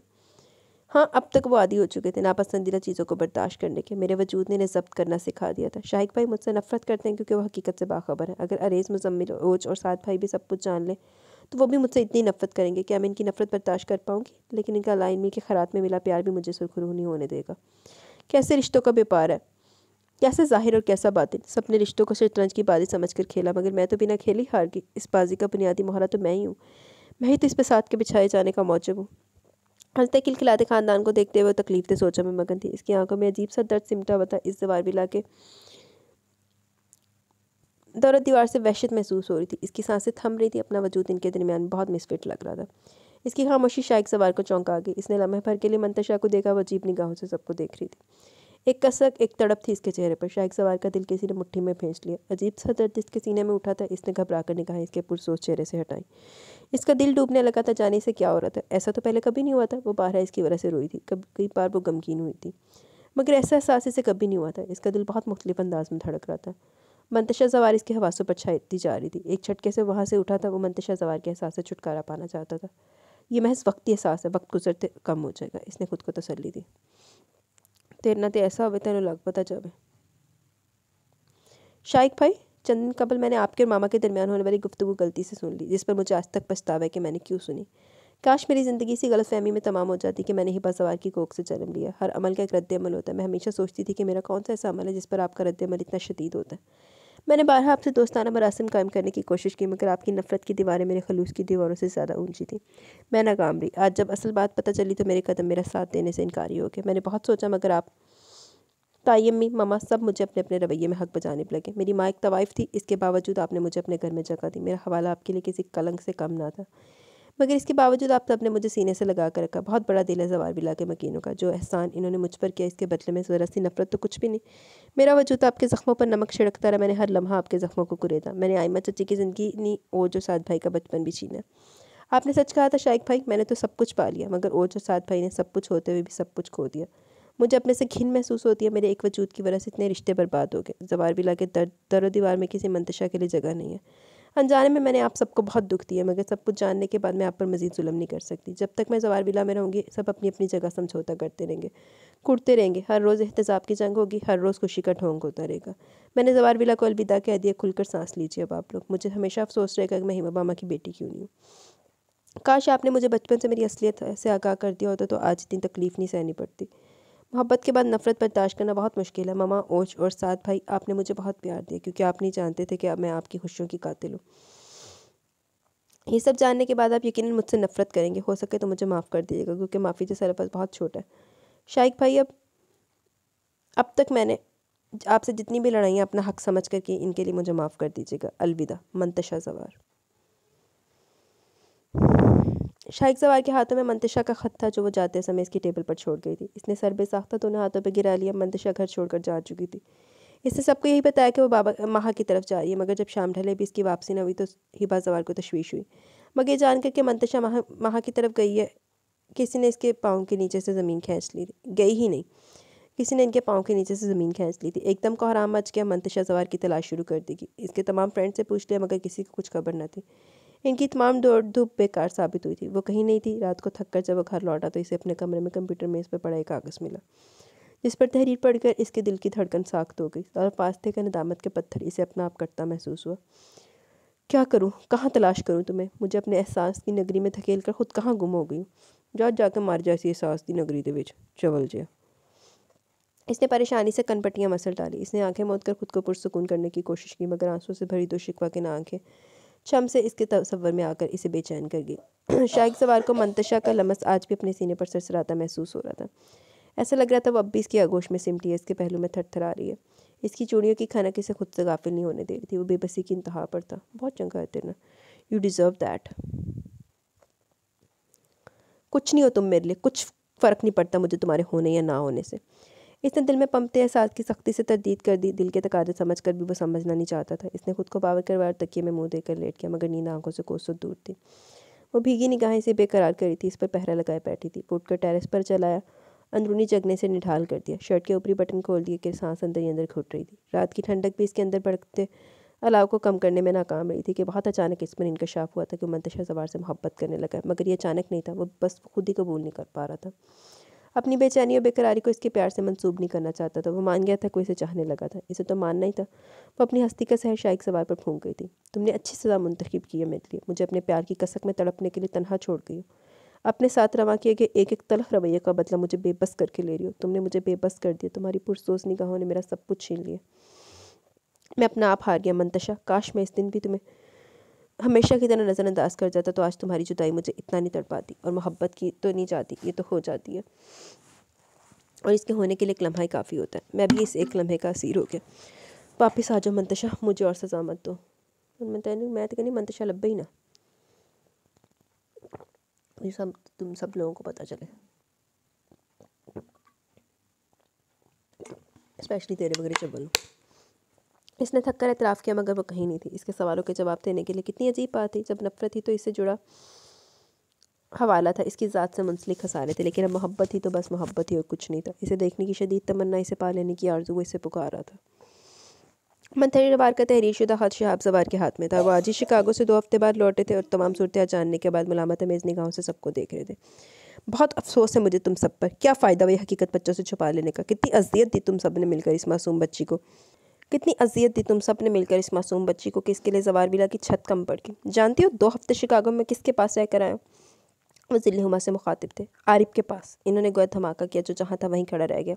थक गया वो इतनी लंबी सज़ा काट कर। अपनी औलाद के पास अपने ख़ानदान में वापस आना चाहता है। मैंने सोचा था पहले बच्चों को फेस कर लूँ, फिर इसे बुलाऊंगा, मगर यहाँ तो मामला ही उल्टा है। 21 बरसों की मोहब्बत का एहसान बहुत घटिया तरीके से जताया तुम लोगों ने। कराहियत महसूस हो रही है मुझे इस घर से, अपने आप से। ज़िले हुमा, इस बच्ची को आपने किस जुर्म की सज़ा दी जो इसने किया ही नहीं? इसने अपनी मर्ज़ी से तवाइफ की कोख से जन्म नहीं लिया। ये खुदा की कुदरत थी। इस पर जुर्म आयद करते हुए लम्हा भर को आपका दिल नहीं कांपा? मान लीजिए जो गुनाह आरिफ से हुआ अगर मुझसे होता, फिर आप क्या करती? इनके ताब का रुख ज़िले हुमा की तरफ था। वो पूरी जान से कांप उठी। आप भी एक बेटी वाली हैं, फिर एक बेटी पर इतना जुल्म क्यों? क्यों ज़िले हुमा? वो हलक के बल ठाड़े। रोज़े क़यामत क्या जवाब दूंगा मैं कश्यप को? इसका ताल्लुक किसी ख़ानदान से भी रहा हो, मगर ममता का एहसास तो इसे भी हासिल था। वो सिर्फ कश्यप की नहीं, आरिफ की भी औलाद है। क्या मुँह दिखाऊंगा मैं आरिफ को कि इसकी बेटी को 21 साल प्यार देने के बाद धुतकार दिया, और आज हमें मालूम नहीं कि वो कहाँ है। इनके लहजे में अजीब बेबसी थी। ज़ब्त की कोशिश में इनकी आवाज़ भारी हो चली थी।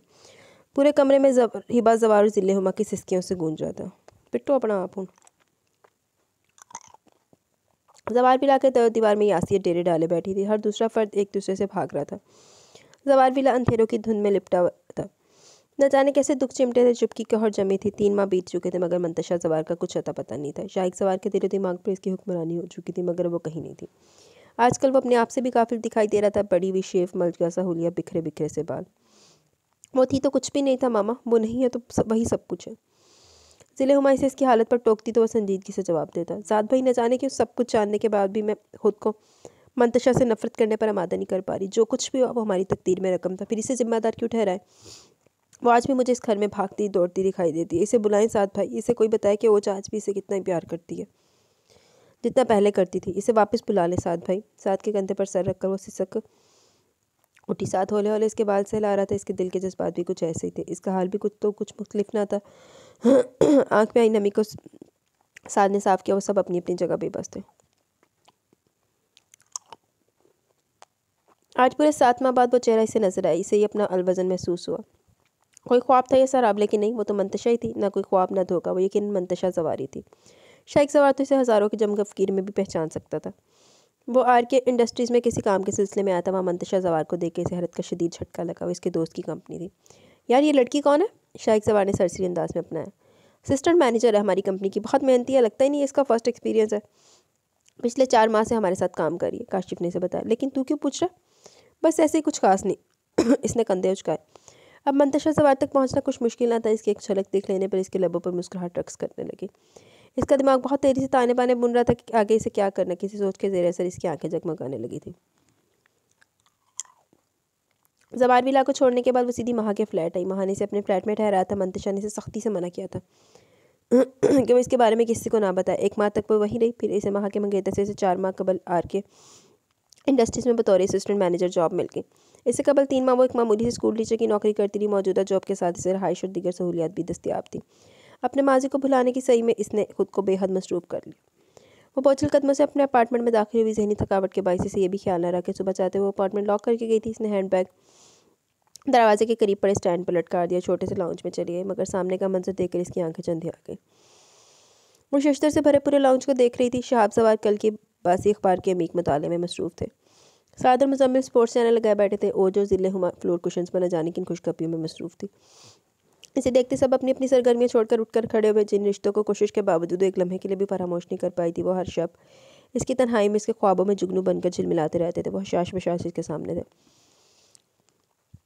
पलकें नहीं झपक रही थी, मबादा कहीं मंजर गायब ना हो जाए। अगर ख्वाब था तो वो चाहती थी कि सपना तवील से तवील तर हो जाए। ये ख्वाब नहीं, हकीकत है मंतशा। ओज ने आगे बढ़कर इसे बाहों में फट लिया, मगर बाइस किसी से अलग होगी। इसके रद्द-ए-अमल पर सभी हैरान रह गए। मुझे छोड़ो ओज, तुम्हारी पाक दामनी पर दाग लग जाएगा। एक तवाइफ शादी का तुमसे क्या ताल्लुक? इसने ठहरे हुए लहजे में कहा। ज़िले उम्र तड़प कर आगे बढ़ी। मत कहो ऐसा मंतशा, मेरी बच्ची, मेरे दिमाग के खन्नास का खुद को सजा मत दो। मैं अपने किए पर शर्मिंदा हूँ। वो रंधी हुई आवाज़ में बोली। मंतशा जवार महज इन्हें देख कर आएगी। वापस चलो मंतशा, हम तुम्हें लेने आए। साद के लहजे में बड़ी आस थी। इस लम्हे मंतशा को एहसास हुआ कि अपने को छुटलाना बहुत मुश्किल होता है। इसका दिल दर्द से फट रहा था। वहाँ मेरी ज़रूरत नहीं है साद भाई, झुरझुर बहते आंसुओं के दरमियान वो बोली। किसने कहा वहाँ तुम्हारी ज़रूरत नहीं है? जवार बिला के दरो दीवार तुम्हारे मुंतज़िर हैं। तुम्हारे बगैर वो कितने वीरान है, एक बार बस चल कर देखो। इतनी तुम्हारी मुस्कुराहट की खनक की ज़रूरत है। मुजम्मिल को एक बहन की ज़रूरत है। ओज को एक गमख्वार दोस्त की ज़रूरत है। मुझे अपनी गुड़िया की ज़रूरत है। साद ने इसे कायल करना चाहा। बस करे साद भाई, मैंने खुद को बहुत मुश्किल से आमादा किया। मैं वापस जाकर इन लम्हात को दोहराना नहीं चाहती। मैं ऐसी फ़िज़ा को जन्म नहीं देना चाहती जो 21 बरस से आप लोगों के साथ है। इसके लहजे में टूटे शीशे की किरचियों सी चुभन थी। मंतशा बेटा, अल्लाह ताला ने रिश्ते बहुत बड़ी नेमत बनाए। वो लोग बहुत खुश नसीब होते हैं जिन्हें कुदरत सच्चे और शफाफ निथरे हुए रिश्तों से नवाजती है। हम भी नहीं खुश नसीब लोगों में से हैं, लेकिन हमने इस नेमत को बरतना नहीं सीखा। हमने इन्हें पाया और बदगुमानी की नज़र कर दिया। बहुत मुद्दत गुजर गई मंतशा।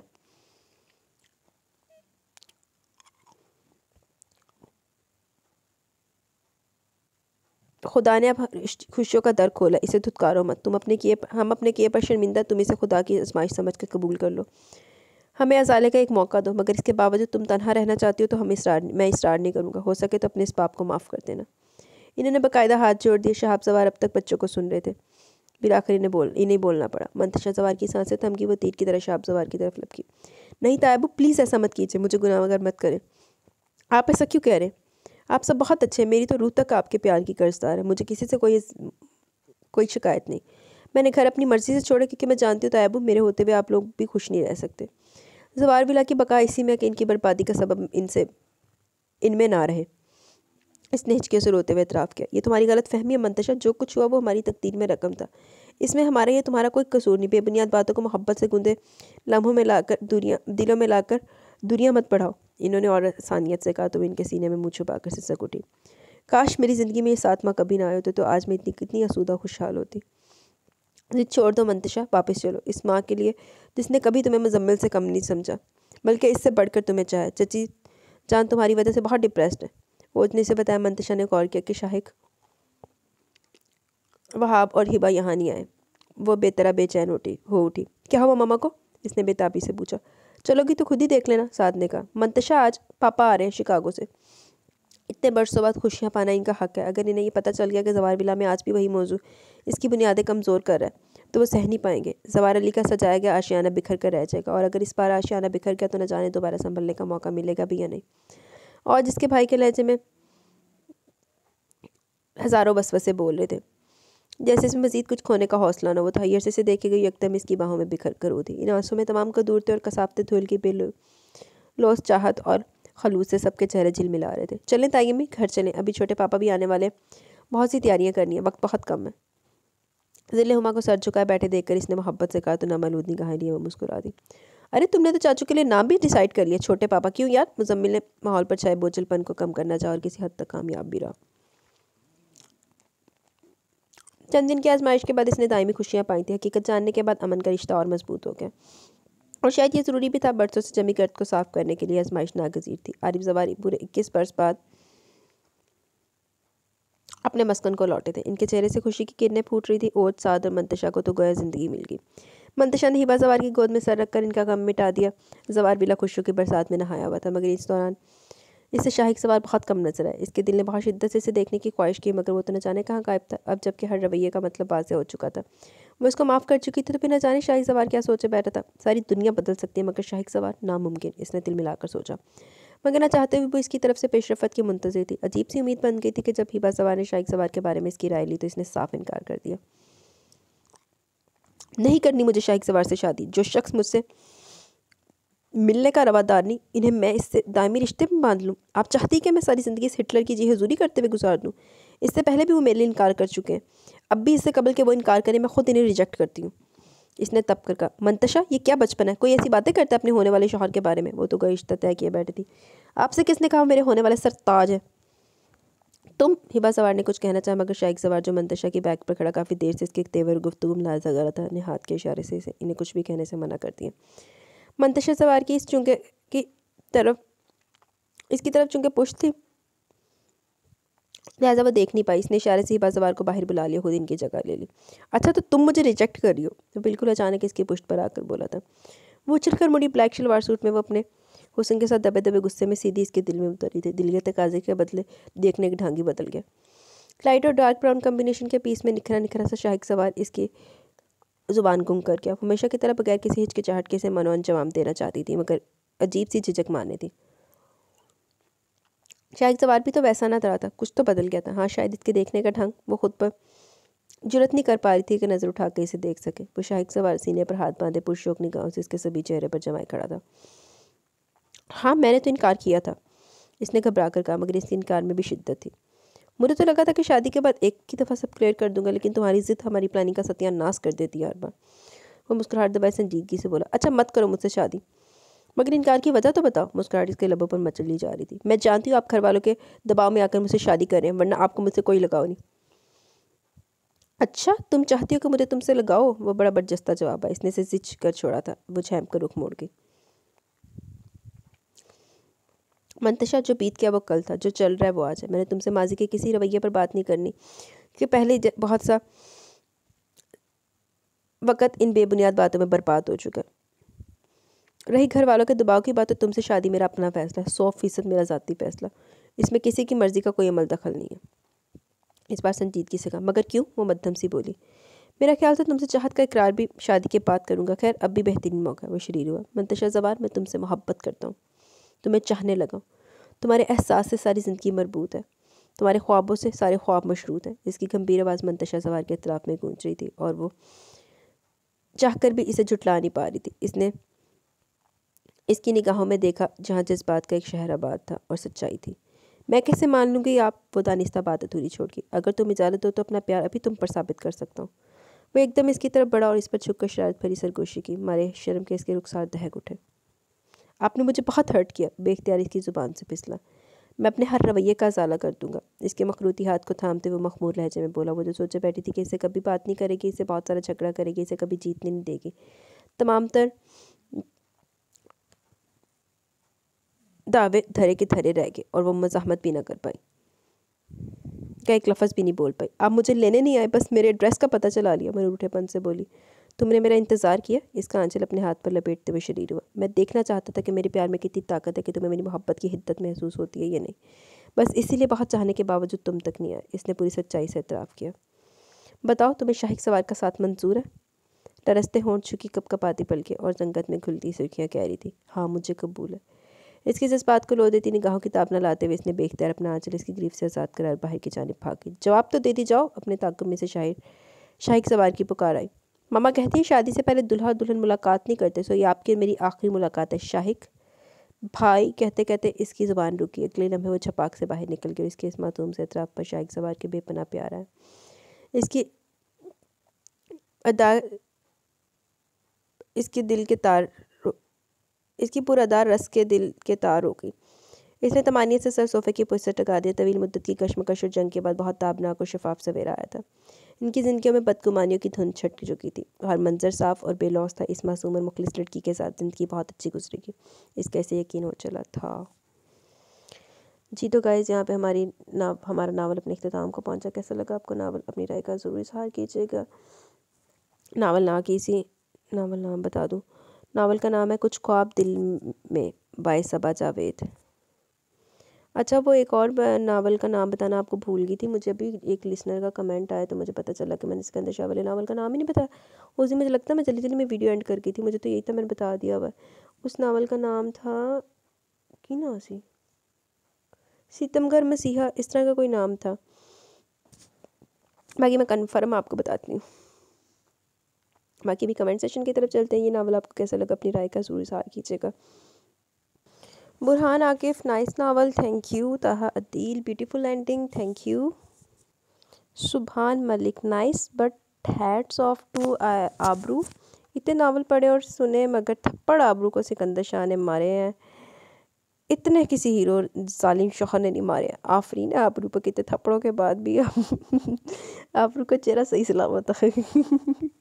कसम है ये इस बात पे तो बाकी आबरू पे आफरीन बनती है कि उन्हें कुछ भी नहीं होया। सही बात है, मैं आपसे 100% एग्री करती हूँ।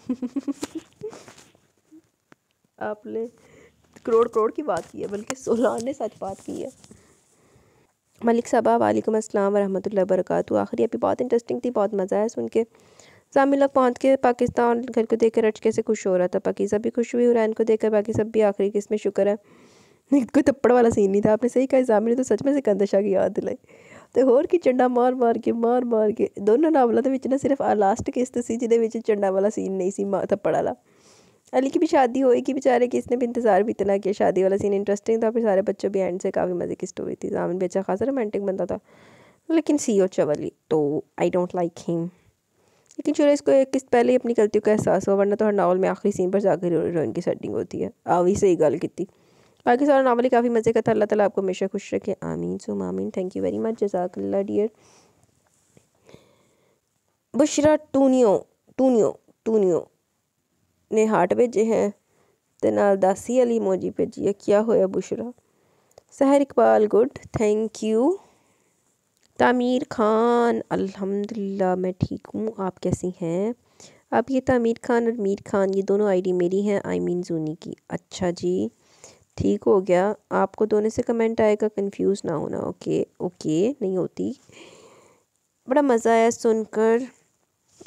नावल हमेशा की तरह लाजवाब, आउटस्टैंडिंग नावल, बहुत ही अच्छा था नावल। सारे कैरेक्टर बहुत अच्छे थे। लास्ट वाली सीन में बहुत फनी थी। सिकंदर के बेटे की भी सिकंदर जैसी सोच है, बस करतूत सिकंदर वगैरह ना हो। आप अभी इसी नावल पे घूम रही हो।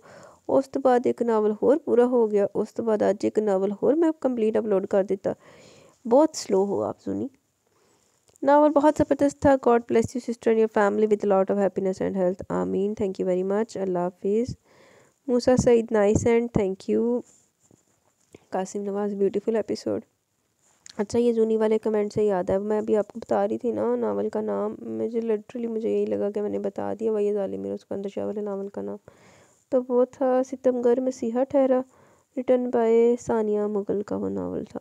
अभी इधर कवर पे भी एडिट कर दूँगी, टाइटल में भी इंशाल्लाह जल्दी एडिट कर दूँगी। ठीक है, तो अब ऐसा है कि टाइम बहुत ज़्यादा हो गया, मैंने बेचारी में भी उठना, भी वीडियो कंपाइल होने में टाइम लगना। मुझे नहीं पता था कि नावल इतना लेंथी जाएगा, तो मैं इसको 2 पार्ट में कर लेती। लेकिन अब मैंने कहा चलो एक ही पार्ट में जाने देते हैं, लेकिन वो तो बहुत लंबा चला गया। खैर मुझे मैं जाना, मैं चलती हूँ। तब तक के लिए अपना बहुत सारा ख्याल रखें, दुआ में याद रखें, दुआ करो रेशे से और गले से मेरा जान छूट जाए, मेरे रोज़े सही सही गुजर जाए। बाकी मुझे इजाज़त, इंशाल्लाह जल्द मिलेंगे। तब तक के लिए बहुत सारा ख्याल रखें, दुआ में स्पेशल याद रखें। अल्लाह।